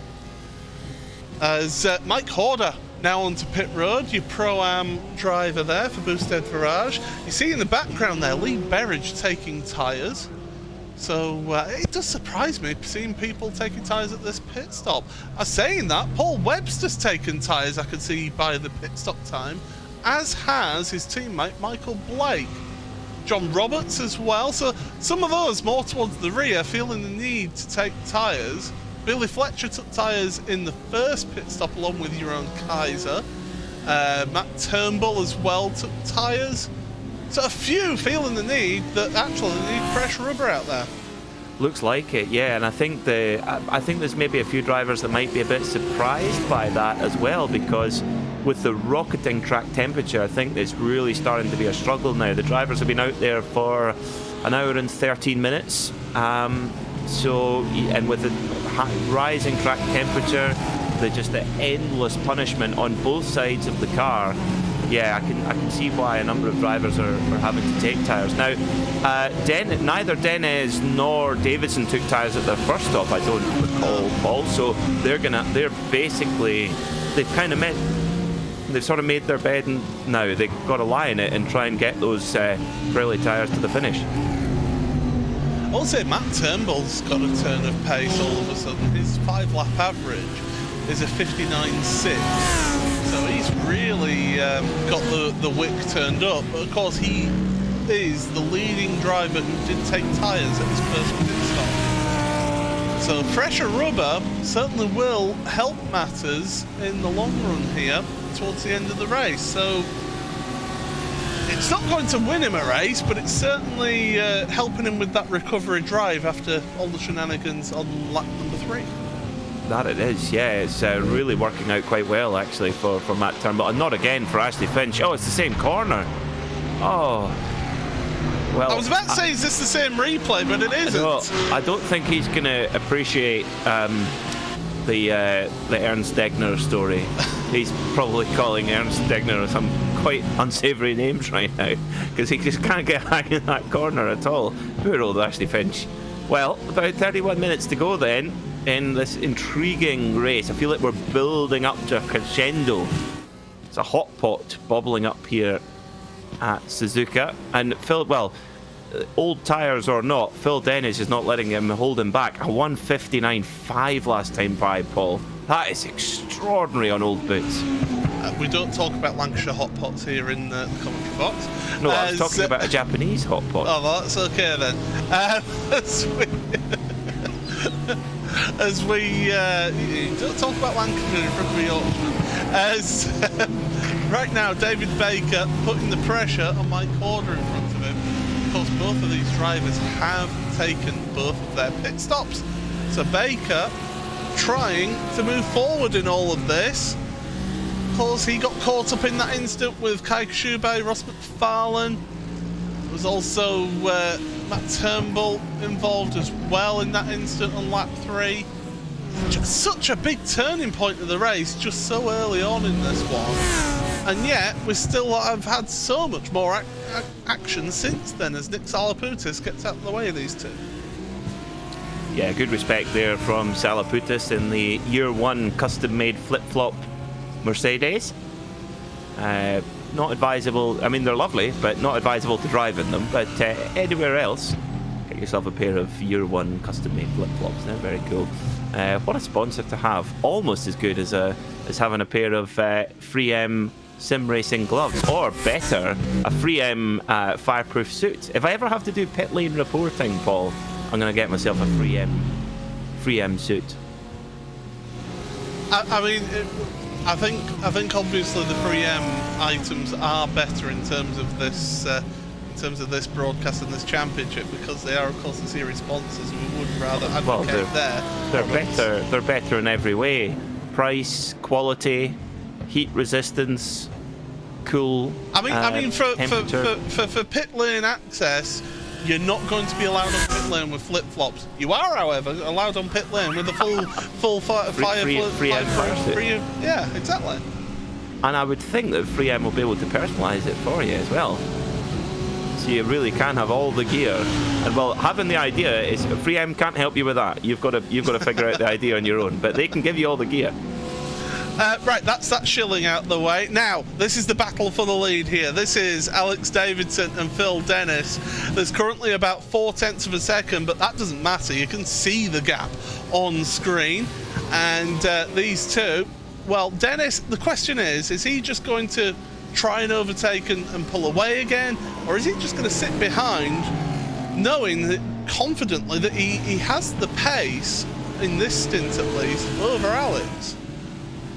Do you know, I was just thinking the same thing, Paul, and I really can't say. I wonder what Phil Dennis will think about here. I wonder if he'll maybe just want to settle in. He's done the hard work to catch back up with Davidson, but you know, that probably would have taken another bit of valuable life out of his tyres. And as we mentioned at the top of the show, looking after those tyres, knowing that to win the race it's likely you're going to have to do it on one set, and therefore you're going to have to really be quite careful with them. Phil Dennis has had to take a lot out, but judging by the proper BMW driver following distance of Phil Dennis right now, I suspect he's in a hurry to get this done. There he goes, diving to the inside. And Davidson very cleverly goes for the cutback, but just can't quite get it gassed up in time. That was a sublime manoeuvre from Phil Dennis. But don't forget, Phil Dennis did have that spin, didn't he, down at turn 1 and 2, which will have put a lot of heat through those tyres. Okay, will have been able to get that back under control, but it will have just put a little bit of life out of those tyres compared to Alex Davidson right now. So it's a question of how good is the BMW on its tyres, or is it the Lamborghini that's better on its tyres? We'll only find out by the end of the race. But Davidson right now, he'll be happy just to sit behind, get a little bit of fuel saving done here, and help him out towards the end of the race. The final pit stops will be coming up soon. In fact, Phil Dennis decided now's the time. Either that was a very late call or that was a brilliant piece of gamesmanship from Dennis there as well. I'm going to go on the side of gamesmanship there, because put in an amazing manoeuvre, big manoeuvre to go up the inside at the hairpin. If he knew he was coming into the pit lane anyway, Paul, why would you take that risk? But that's Dennis playing with Davidson, I would say. Absolutely. So into pit stall right now. This is the final pit stop. Don't expect this to be too long. About 12-13 seconds perhaps for him as he gets ready. And thank you very much, Year One, for pointing out that they actually got Jacques Villeneuve to wear flip-flops in the 2017 season in pit road. So I'm not sure that the authorities would have approved of that, but there you go. Dennis comes out and he's got Kai Kashubi right with him. I mean, if you're not Jacques Villeneuve and you're not, Jacques Villeneuve, I mean, read into that how you want, you probably couldn't get away with it. Well, there's Dennis. Do you think Year One did his haircut back in the day? No, that was all Jacques Villeneuve. Year One got their inspiration from Jacques Villeneuve's haircut. I see. Now, that was interesting there, Paul. Kai Kashubi had the kind of overrun there to go past Dennis, but because they're part of the same stable, albeit running on different colour schemes, different team names, etc., but they are both BS competition drivers, Kashubi did come out of it there. That was very clever. Well, Kashubi knows that he's got a final pit stop to do yet, doesn't he? So he doesn't want to get in the way of Phil Dennis. Of course, into the final 25 minutes, RaceSpot.tv/timing. The link is in the chat there if you want to keep up to date with everything going on in the closing stages of this race. So Phil Dennis' pit stop was about 19 seconds long, Alex Davidson stays out for another lap. So is he going to go until the car's pretty much dry? I mean, it's a lighter car now. In theory, he should do quicker lap times, shouldn't he? Yeah, and then at the moment, 159.6 for Davidson. So yeah, he's flying. Make the most of it. If you've got clean air and you've got a fast race car, which Alex Davidson clearly did, just push as hard as you possibly can and hope that the rival, Phil Dennis, is in traffic, which is exactly what the case is right now. And well, luckily for Dennis, Adam Watson comes into pit lane. No disrespect to Adam Watson, but Dennis he needs clean air to exert that advantage that he has on pace. But go on, Paul, you spotted something I could tell. I've spotted something on my timing sheet, and it involves our race leader off at the Degners. Well, we're saying he was having to push. He's pushed too hard out there, and he's ended up in the gravel trap. Thankfully not touching any walls. Now Phil Dennis has got a spotter working with him right now. He'll have been fed that information saying, okay, he's just lost about 3, maybe 4 seconds with this. But this is possibly what has maybe lost Alex the chance of a race win. He just lost it on the way in there, didn't he? He just carried that little bit too much speed, and the rear of the car came around on him, and that just shows you just how hard Alex Davidson is pushing. There's very little life left in the tyres at this stage. They've been going for an hour and 23 minutes already in high temperatures, rising temperatures on one of the slippiest circuits in the world. You feel, Paul, that's robbed us of a proper ding-dong for the race victory, but if it can happen to Davidson, it can happen to Dennis again. That just shows you how on the limit these guys are. Well, Alex now has got no option but to just keep out there, try and pound the laps in. Lap time across the line, I can tell you, is a 2 minutes 5.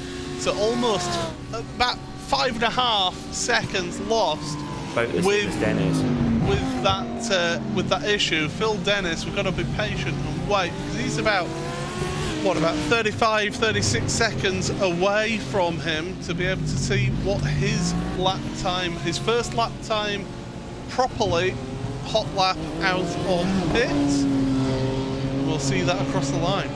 So they've both mistakes there, one for Dennis, one for Davidson, both losing about 5.5 seconds. So proper even Stevens there. And yeah, Dennis straight out of the gate, 159.5. That's just the turn of pace that this American driver has got today, and he's just got that little bit up his sleeve should he need it. And actually, for Kai Kashibe, this is quite a good situation actually, because he can sit behind Dennis and follow his lines and just grab that extra couple of tenths a lap. This is good for Kashibe too. It certainly is, and he'll be hoping to just get that little bit of extra lap time, but also fuel saving as well, because of course we do know that Kai will have to do a splash and dash at the end. Oh, that BMW can ride the curb so well over the Degners. A little wide on the exit of Degner too. But as I say, that BMW can handle it very easily out there. So we'll have to just wait and see. It's that waiting game in a race like this. And Ashley Finch, well, had a couple of issues at the Degners, and now Spoon Curve is his latest victim. Well, it's a strange one. The Ferrari's struggling a little bit as well. It's seen a number of drivers losing it there as well. When normally the Ferrari are a pretty stable machine, but not so today here at Suzuka. Well, what can Davidson do? He did a 150. Wow, what a response! 159.4. So actually responding so well, even quicker than Dennis that last time by, Paul. Yeah, so we'll be keeping an eye on those times. Of course, you can keep up to date with that as well by following the link in the chat, RaceSpot.TV/timing, and you can keep up to date with everything going on and keep an eye on that lead battle. Can Alex Davidson can he get any time back? Kai Kashibe into pit road right now. So this is his splash and dash. We were keeping an eye on the battle further down with Mike Horder and Billy Fletcher, but here is Kai this is where we get to see now. Where does he come out onto out of the pit road into the battles? I'm thinking somewhere around David Baker potentially. Very interesting indeed there between these Lamborghini runners. Oh, as Kashube's done his final stop then. Off he goes, 16 seconds in the box, 41 in the pit lane. So really the penalty there, 41 seconds. That is the invoice now paid finally for that mistake early on in the race. And he's 2 places ahead of Baker, so better than what I estimated. So it shows that I know nothing about what I'm talking about here. So we go on right now. So yeah, we're keeping an eye on that lead battle in terms of the pace and what's going on there. So you're not going to miss a thing with that one. In fact, there is Phil Dennis then, 3rd place. Davidson's in. The race leader is on pit road right now. This is his final pit stop. You're looking at around about 16 seconds in the box. Oh well, Alex Davidson, can he recover from that little moment there at the Degner curves? Phil Dennis is already at the Casio Triangle, but he's got big traffic, really big traffic here with one of the boosted Lamborghinis trying to make his way through, and does so. That's the number 27 car. Brendan Stacey, yeah. Oh, this is going to be tight. This is going to be incredibly tight as well. Here comes Dennis. He's at full speed. Davidson is not. They're going to have to thread the eye of the needle. Does Dennis make it just in time by a car length and no more? Game on. Can Davidson respond to Dennis? This is an absolutely tremendous battle for your overall race win. Yes, Elliot Harper is currently in the lead, but he owes us a pit stop in all of this. But my goodness, what a battle it has been at the front. We thought we'd been robbed of a battle when Davidson had his mistake down at the Degners. We also thought we'd been robbed of a battle when Kashube and McFarlane had their issue on lap number 2. But look at that, the different lines through the Degners. That BMW able to clatter over the curbs, whereas the Lamborghini not so sure through those curbs. Yeah, the Lamborghini is able to kind of do it almost on the blacktop and carry the corner speed. It's just got that little bit more lateral grip than the BMW, it seems. The BMW pitches a little bit more, but maybe that's what makes it more predictable, I suppose. But last time by, it very nearly ended up with Davidson hopping out in front of Dennis. Dennis was a 2-minute 0.7 last time by, so it shows you how sensitive it can be in the traffic. Now, last time we saw Dennis just coming out in front of Davidson, he pulled away, but that was in a completely different phase of the race, quite a bit of time ago. There's now over an hour and a half on these tyres, and I'm amazed that the drivers are still squeezing out this amount of lap time out of these tyres. It is absolutely incredible. The level of consistency between these two is sensational. That's the word that I will use for this.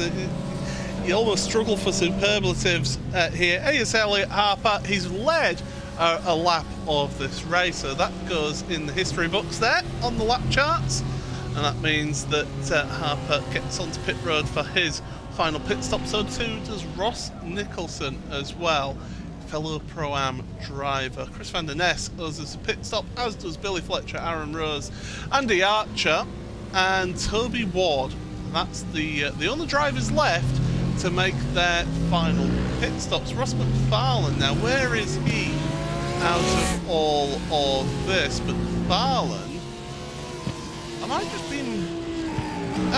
he's in 3rd place, but he owes us a pit stop, of course.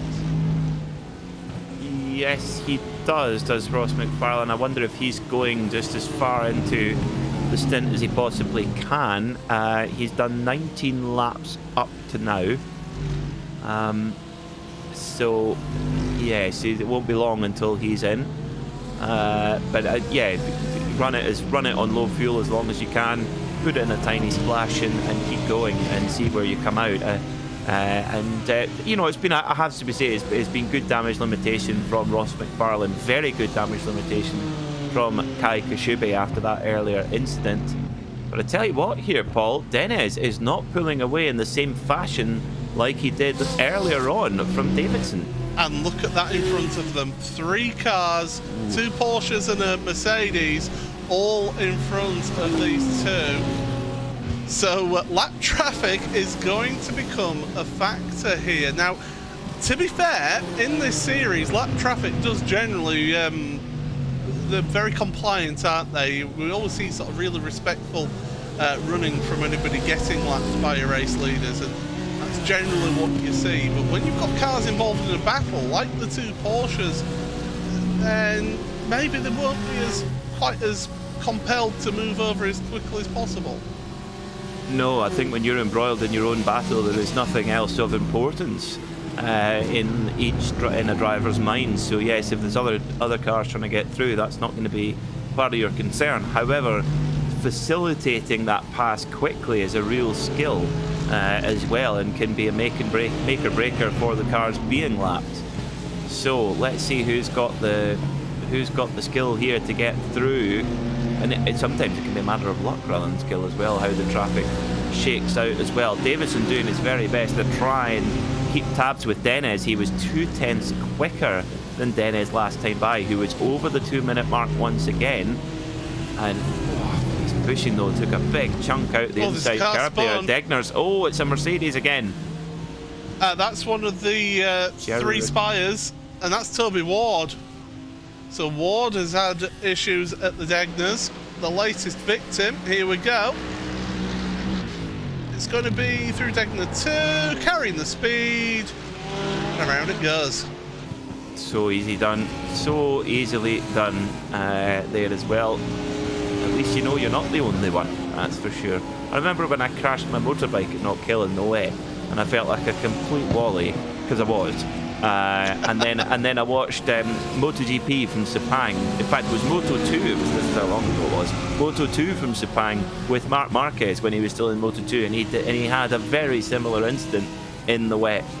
Obviously, he was going much faster than I was, but honestly, it did make me feel a little bit better that I wasn't the only Diddy who crashed us in the wet.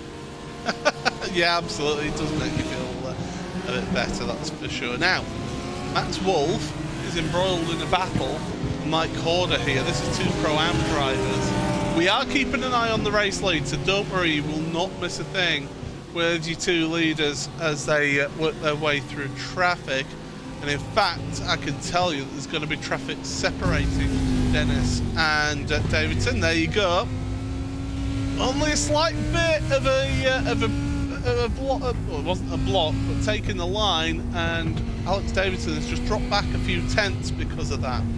So traffic, it's all about where you get the traffic, isn't it, Peter? And if you catch the traffic through the S's, it's a lot more difficult, and you lose more time than, say, out of the Casio Triangle and down the long start and finish straight.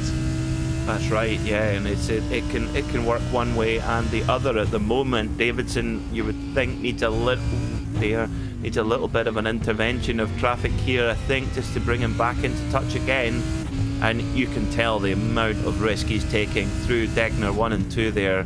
Really, really sketchy, on the edge stuff. Brilliant to watch. 10 minutes to go here at Suzuka, what has been a classic round of the World GT Championship. And Phil Dennis, well, like you said, he's had hits and misses, has Dennis, but like you said, many more hits than misses, and this has definitely been one of Dennis's hits in this race.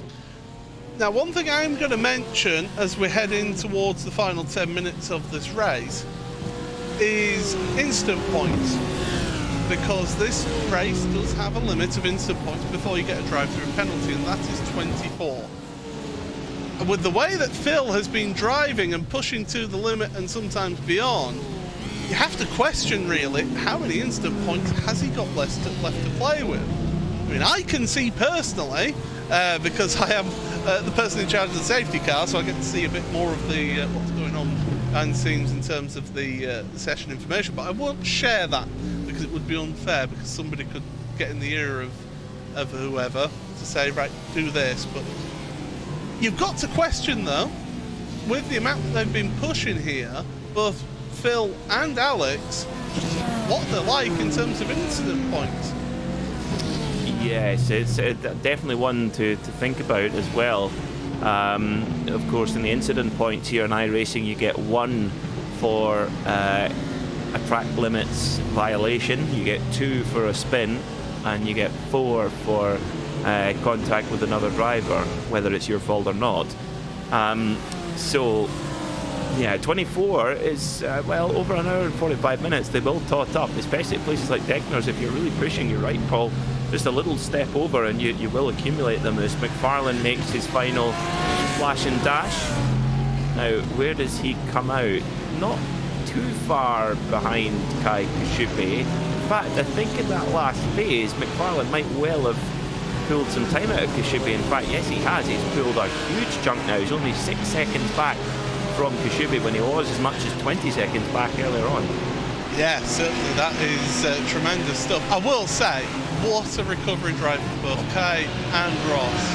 5th and 7th place in all of this after all the pit stops have been done. There you see Kai Kashupe battling away with Ross Nicholson, and it's a tip of the hat to our 3rd place driver. Elliot Harper is all on his own in 3rd place, but he's your top Pro-Am driver, and as we said after the incident at the start of the race, he is in a legitimate 3rd place. On pace as theirs goes one of your cars, I believe that was Lars van Rijn. Yes, it was, and oh, that would have been cruel. That would have been very cruel for Elliot Harper, for a Pro-Am driver to score a podium. That is certainly a rarity here in the World GT Championship. It was a little mistake there for Van Rijn, and a broadside Mercedes. Harper sees it in time and moves past. Oh, that would have been cruel. But anyway, we carry on, and Elliot Harper is not just sneaked onto the podium. He is a fair chunk of time ahead of the number 99 Porsche of Watson. I will say his average lap time for the last 5 laps is actually just shy of 2 minutes flat for Elliot Harper.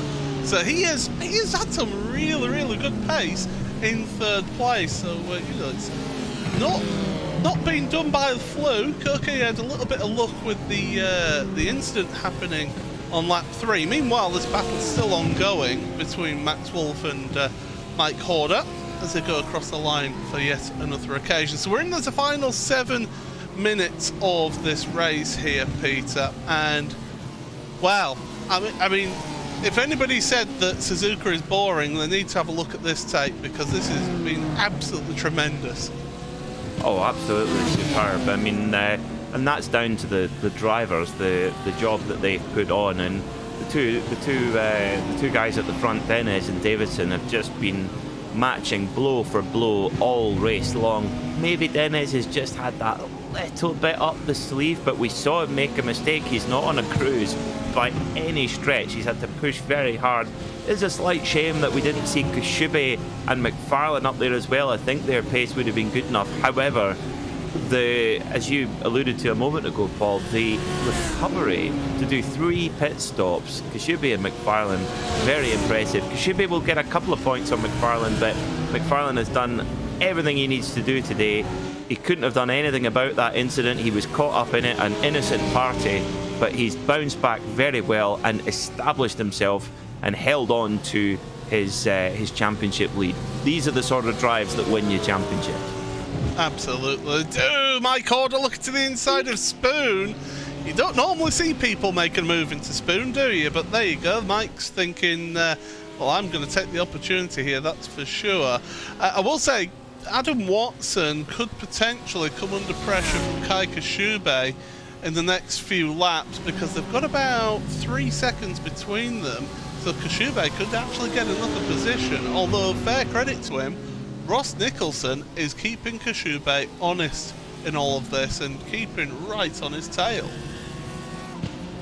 He is indeed, and you've got to think that some of the other drivers who have been in a little bit of rough and tumble might be needing to keep an eye on their incident points as well. So that might be coming into the thinking of a few drivers in this last part of the race. The last thing you need now is stepping over that incident point limit and being sent down pit lane, because that would cost very dearly indeed. But Kashubi, yes, he is a little bit quicker than Adam Watson right now, but maybe not quite quick enough to catch in time. So if Watson is going to have to run perfect laps though to keep the powerboat racer Kashubi behind him. I can tell you we've had 2 drivers head down pit road for a drive-through penalty, Simon Field and Tony Draper. Those 2 have not had the best of days, it must be said, but they have had to have a drive-through penalty in this race. Track temperature has gone up by 10 degrees in this race. We're at 36 degrees. It started at 26 degrees, so that track temperature change has really affected things out there. We get a beautiful shot of the Ferris wheel as well, and that is on my, if I ever do come to Suzuka, that is on my list of things to do, ride that Ferris wheel. Oh yeah, I think you have to. I think that's the law. Apparently there is the most amazing car model shop as well. Oh well, that's me. That's me. I'm a collector of car models. So yes. So, what do you think is the best brand? Would you say of car models? Well, apart from some Immortal. Oh, absolutely. Make sure you get your Immortal models. Check them out on Facebook. I mean, personally, I collect the Mini Champs Formula 1 models. And they're the ones that I've always collected through the years, and I've been collecting them for well over a decade and a half, nearly 2 decades now. So yeah, that's the niche that I've sort of gone down, is that particular brand. I see. I quite like the Spark ones. They're quite cool. Yeah. There's a sports car, more sports car oriented, I suppose. But and they sponsor Kevin Estra as well, so you know, massive points there. Oh, absolutely, yeah. Still seeing this battle though. That's a car going very slowly. Didn't catch who that was. I think it was Berridge, the blue BMW with the gold wheels. Yeah, possibly so. And Berridge down to 31st now in the race here. But oh, Horder, look at, he's going for the unorthodox moves, isn't he? Into spoon, into the Dunlop curve as well. It's not really the traditional overtaking spots here. No, he's just desperately trying to find some way or another to get past the number 81 car of Max Wolf, the Dutchman. But he's a hard racer. He's not going to give it up easy. And whoa, Horder very late on the brakes there, but just can't quite get the move done on Wolf as he uses the straight line speed, or the so we say out of slow corner speed of the Porsche. Now here comes the Lamborghini. Now into spoon. We saw him try it before. Is he going to have a go here? No, not quite.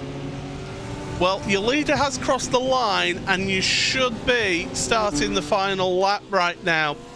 Is Phil Dennis. He's got a 2.5, nearly 3 second lead over Alex Davidson, so he's been able to just pull out that gap now. I think Davidson's tyres have cried enough at this stage, and quite frankly, he has done a sterling effort in that Lamborghini to battle with your race leader at the moment. Here's that battle still for 8th place. Max Wolf, Mike Horder through the chicane, through the final corner, and across the line once again to should be starting their final lap here. I have seen stranger things happen and we get an extra lap out of this, but I think with Phil Dennis, when he crossed the line, I think there was enough time to say that he will not get enough a lap out of this. So what a drive it's been at the front of your field here, Peter. It's been tremendous, and he's not had it all his own way, has he, Phil? Not at all. No, he hasn't had his own way, but he's been incredibly consistent, and then he's just flicked on the afterburners exactly when he's needed to, and that is the sign of a true champion race car driver, where you've just got that little bit in reserve. It only needs to be 1%, 2%, and he's just been able to bring that out. But Davidson, huge props to him. He's kept him honest the whole way, and they're going to see each other as they go over the checkered flag.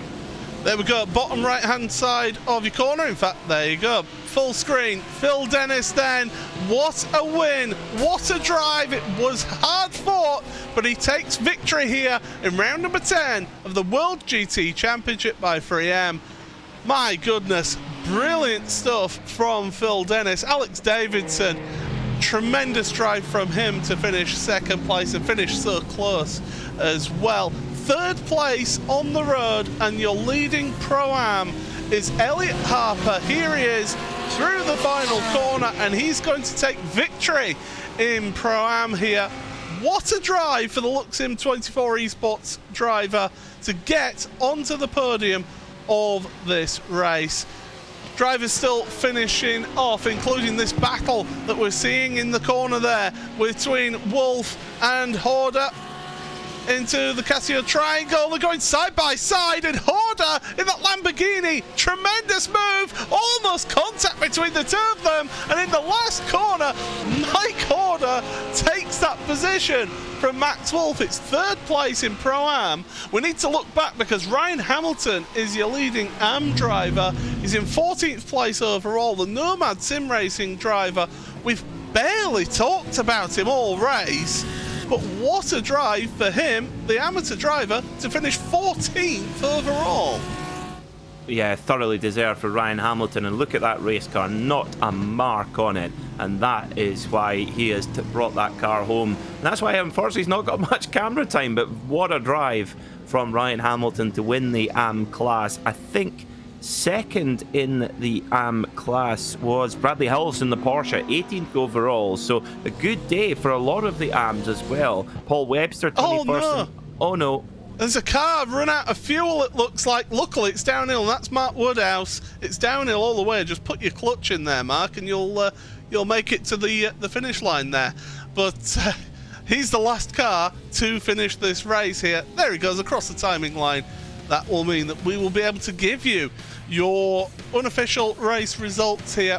Round number 10 of the World GT Championship, and here is how it looks. Phil Dennis then, 1 second. I mean, that's not a true reflection of the gap he built up in those last 10 minutes or so, but Phil Dennis, what a win for the 3M by Williams in XBS car. Second place, Alex Davidson, the privateer, had the Craig setup shop paint on, but doing a sterling job there. Elliot Harper, third place, and your Pro-Am winner for Luxim 24 Esports, all on his own in third place, it must be said. 28 seconds off of your race leader, but also just short of 20 seconds ahead of your fourth place finisher, Adam Watson, who managed to stay ahead of Kai Kashube in fifth place. A tremendous recovery drive from Kai in that BS competition outfit. Ross Nicholson, second place in Pro-Am for Sim Stickers, and a tremendous result for him to hang on to the coattails of Kai in front of him. Ross McFarlane then seventh, another one for Pure Sims Esports with a recovery drive after that incident on lap number 3. Mike Horder we saw take third place in Pro-Am for Boosted Virage in that last lap, last lunge on Max Wolf, the Evo SR driver. David Baker rounds out your top 10.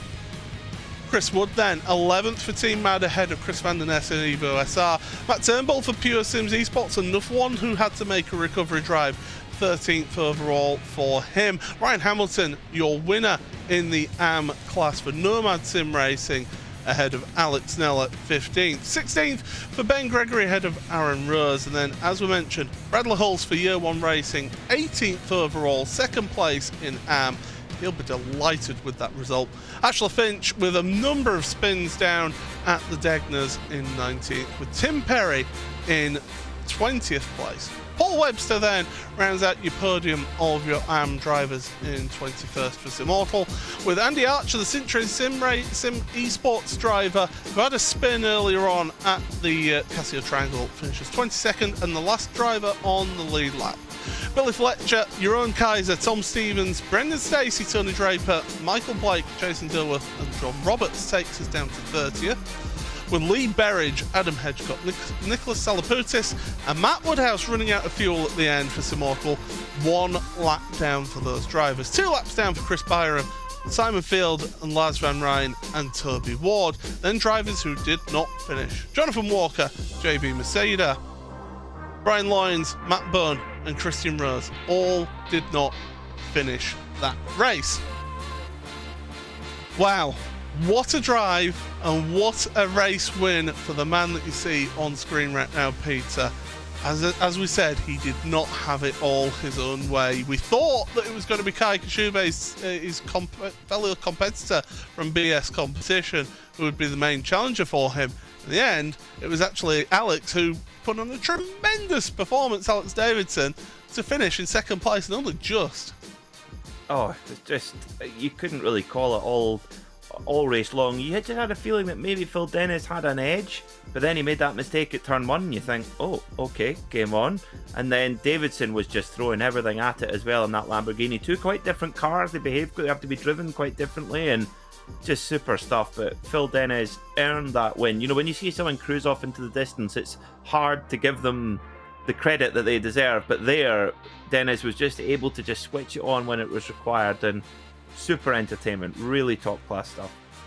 Of course, both of them having mistakes themselves. Dennis down at turn number 1, Davidson down at the Degners. So it shows that the level of the edge of adhesion that they were both working to all the way through that race. And fortunately for both of them, neither hit any barriers or anything that caused them damage. No, and as we saw, many drivers did, and it was just, I guess, good fortune that it was in areas where you could get away with it. I mean, Dennis particularly was of course, didn't even find any gravel. It was on tarmac for him, so that was quite lucky. But he did lose pretty much exactly the same amount of time as Davison did. Davison's, well, he had a proper moment. He had one where it was fully sideways, fully opposite lock through the gravel, proper rally style. And it ended up being about the same amount of time lost. But for Davison, he flirted with disaster quite a lot closer. Absolutely, it's worth looking. I'm looking at my timing sheet because Elliot Harper gained 4 positions in that race. The majority of them gained in that one incident on lap 3 out of 130R. It's rare that we see a mistake from Kai Kashube like that, and it just threw the race wide open. Elliot took the chance with both hands. Yeah, sometimes you get these things that land in your lap, but you can throw it away at the next corner. Elliot took the opportunity, grasped hold of it, put it in the pocket, and sewed it right up and made the most of it. And you'll get these opportunities more often than you might realise, but converting on them is the real skill. And yeah, to get a Pro-Am driver on the podium, that's just fantastic for the championship. Great for Elliot Harper as well. But isn't it? How do we dissect that incident? Like you said, very unlucky, very unusual for Kai Kashube to make that mistake. Ross McFarlane was super unlucky to be involved in it. But in terms of the championship, it's kind of even Stevens, I suppose. Ross McFarlane, I'm sure, will be angry going to bed tonight, but it could have been worse. It certainly could have been worse indeed. And it's also worth pointing out the level of improvement that we've seen from Elliot Harper throughout the season as well. That has been key to his performances in today's race. I think he's really built up throughout this championship. Let's mention your AM winner then. 14th place overall, a gain of 27. That's right, 27 positions in that race. Ryan Hamilton. I said it in the commentary. We barely spoke about him all race, but quite frankly, sometimes that's exactly what you need out there in a race like this.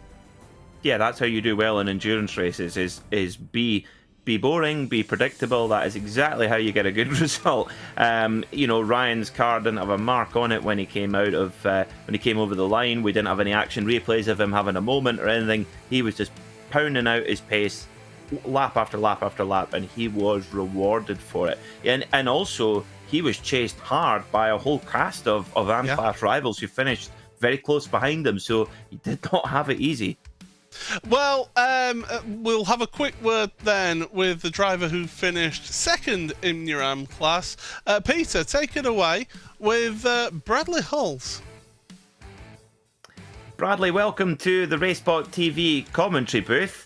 That looked like quite a good run from where we were sitting. What was your view on that race? Yeah, to be fair, it was a steady away race. Just didn't have the best qualifying. I can't remember where I started. It was somewhere in the 30s. But it was just a case of plodding out the laps where I can, and then when and as they come through, let the quicker drivers past, and then just hit as and when needed and see where we ended up in end. And somehow got away with a P2 in class and P18 overall. Which I think you can be very happy with. I mean, it looked very tricky out there as well. Suzuka is known for being a little bit slippery and slick. I mean, tell us about the grip level out there from a driver's point of view. Oh, it felt like there was no grip at all. I've been struggling with setup all week, just I can't seem to find the right one for me, but yeah, it felt like there was no grip, and especially as the track started to get hotter, it was just a case of surviving rather than racing. Well, that survive you did, and were rewarded for it.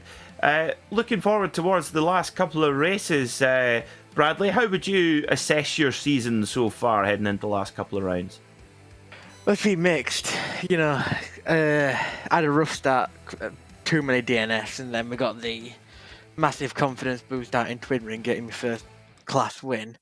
But then it's been up and down, a few podiums here and there. It's just been mixed. Last couple of tracks look like they're going to be good for me, so hopefully I'll be able to take advantage and hopefully grab a few more podiums before we finish. Well, that is what we're going to look forward to seeing that, Bradley. Well done on a good race today, and all the best of luck for next week. Cheers, fellas. Yeah, that was Bradley Hulls then. Second place in the Pro-Am category, and always likes to come and have a chat with us, doesn't he, the young Yorkshireman? But again, he's somebody who's been finding his feet in this championship. I know from speaking to him before the championship started, he was feeling that he was, you know, what am I doing entering this championship? I'm so out of my depth. Well, he's been slowly finding his feet, hasn't he? The thing about Bradley is he works hard at his racing. That's the thing, is that he puts a lot of effort and commitment into it as well. And the results are coming. As he said, a class win at Motegi last time out. And then Japan's obviously been good to him. He's had a win and he's had a podium in class. And to get in the overall top 20, like you say, I can see why before the championship he's thinking, what am I doing? Look at all these big names, Phil Dennis and Kai Kashubi. These guys are some of the best sim racers in the world, full stop. And that's just a statistical fact. Yeah. So I can understand, but he's chipped away at it, he's worked hard, and to get in the overall top 20 of a field of this level and to get on the podium in class, super stuff, and the hard work is paying off. Well, next time out then, we head on over the Pacific and go all the way over to Florida, because it is Sebring then, the next venue. You got to respect the bumps at Sebring, that is for sure. And it is two 40-minute races with a mandatory pit stop in each of those, before we then head on over to Monza for the finale of this. But Sebring, Peter, it's a well-known challenge in terms of not just sim racing, but real-world racing as well, with the Sebring 12 Hours. What does it take to perform well here at this venue? Oh, Sebring is as good as it gets. For me, you know me, I'm a bit of a historian and a bit of an old-fashioned romantic. Sebring is just oozing heritage. It is an amazing facility, very mixed surface. You need to do your practice for Sebring, because just when you think you know the circuit, there's another nasty bump in a place where you don't expect it. And that is where you've got to be so careful of at Sebring. Respect the bumps. It almost sounds like a bit of a cliche now, but it's absolutely true. You've got to be so on the ball at Sebring and get a car dialed in that will handle the bumps. It's a completely different setup to almost any other track in the world. You almost need to start with a baseline of a setup from somewhere like Detroit, because it's just that bumpy. Absolutely. Well, we will look forward to bringing you coverage of that round next week then. Same time, same place. Thank you so much to Peter Mackay for joining us on commentary here today. For Hugo Luis behind the scenes as well. Also, thank you very much to Dougie Baird as well for his cameras. That was absolutely tremendous to see those today. And well, just two more rounds of the World GT Championship remain. We head on over to Sebring and the bumps of those particular circuit. But until next week, same time, same place, it's goodbye.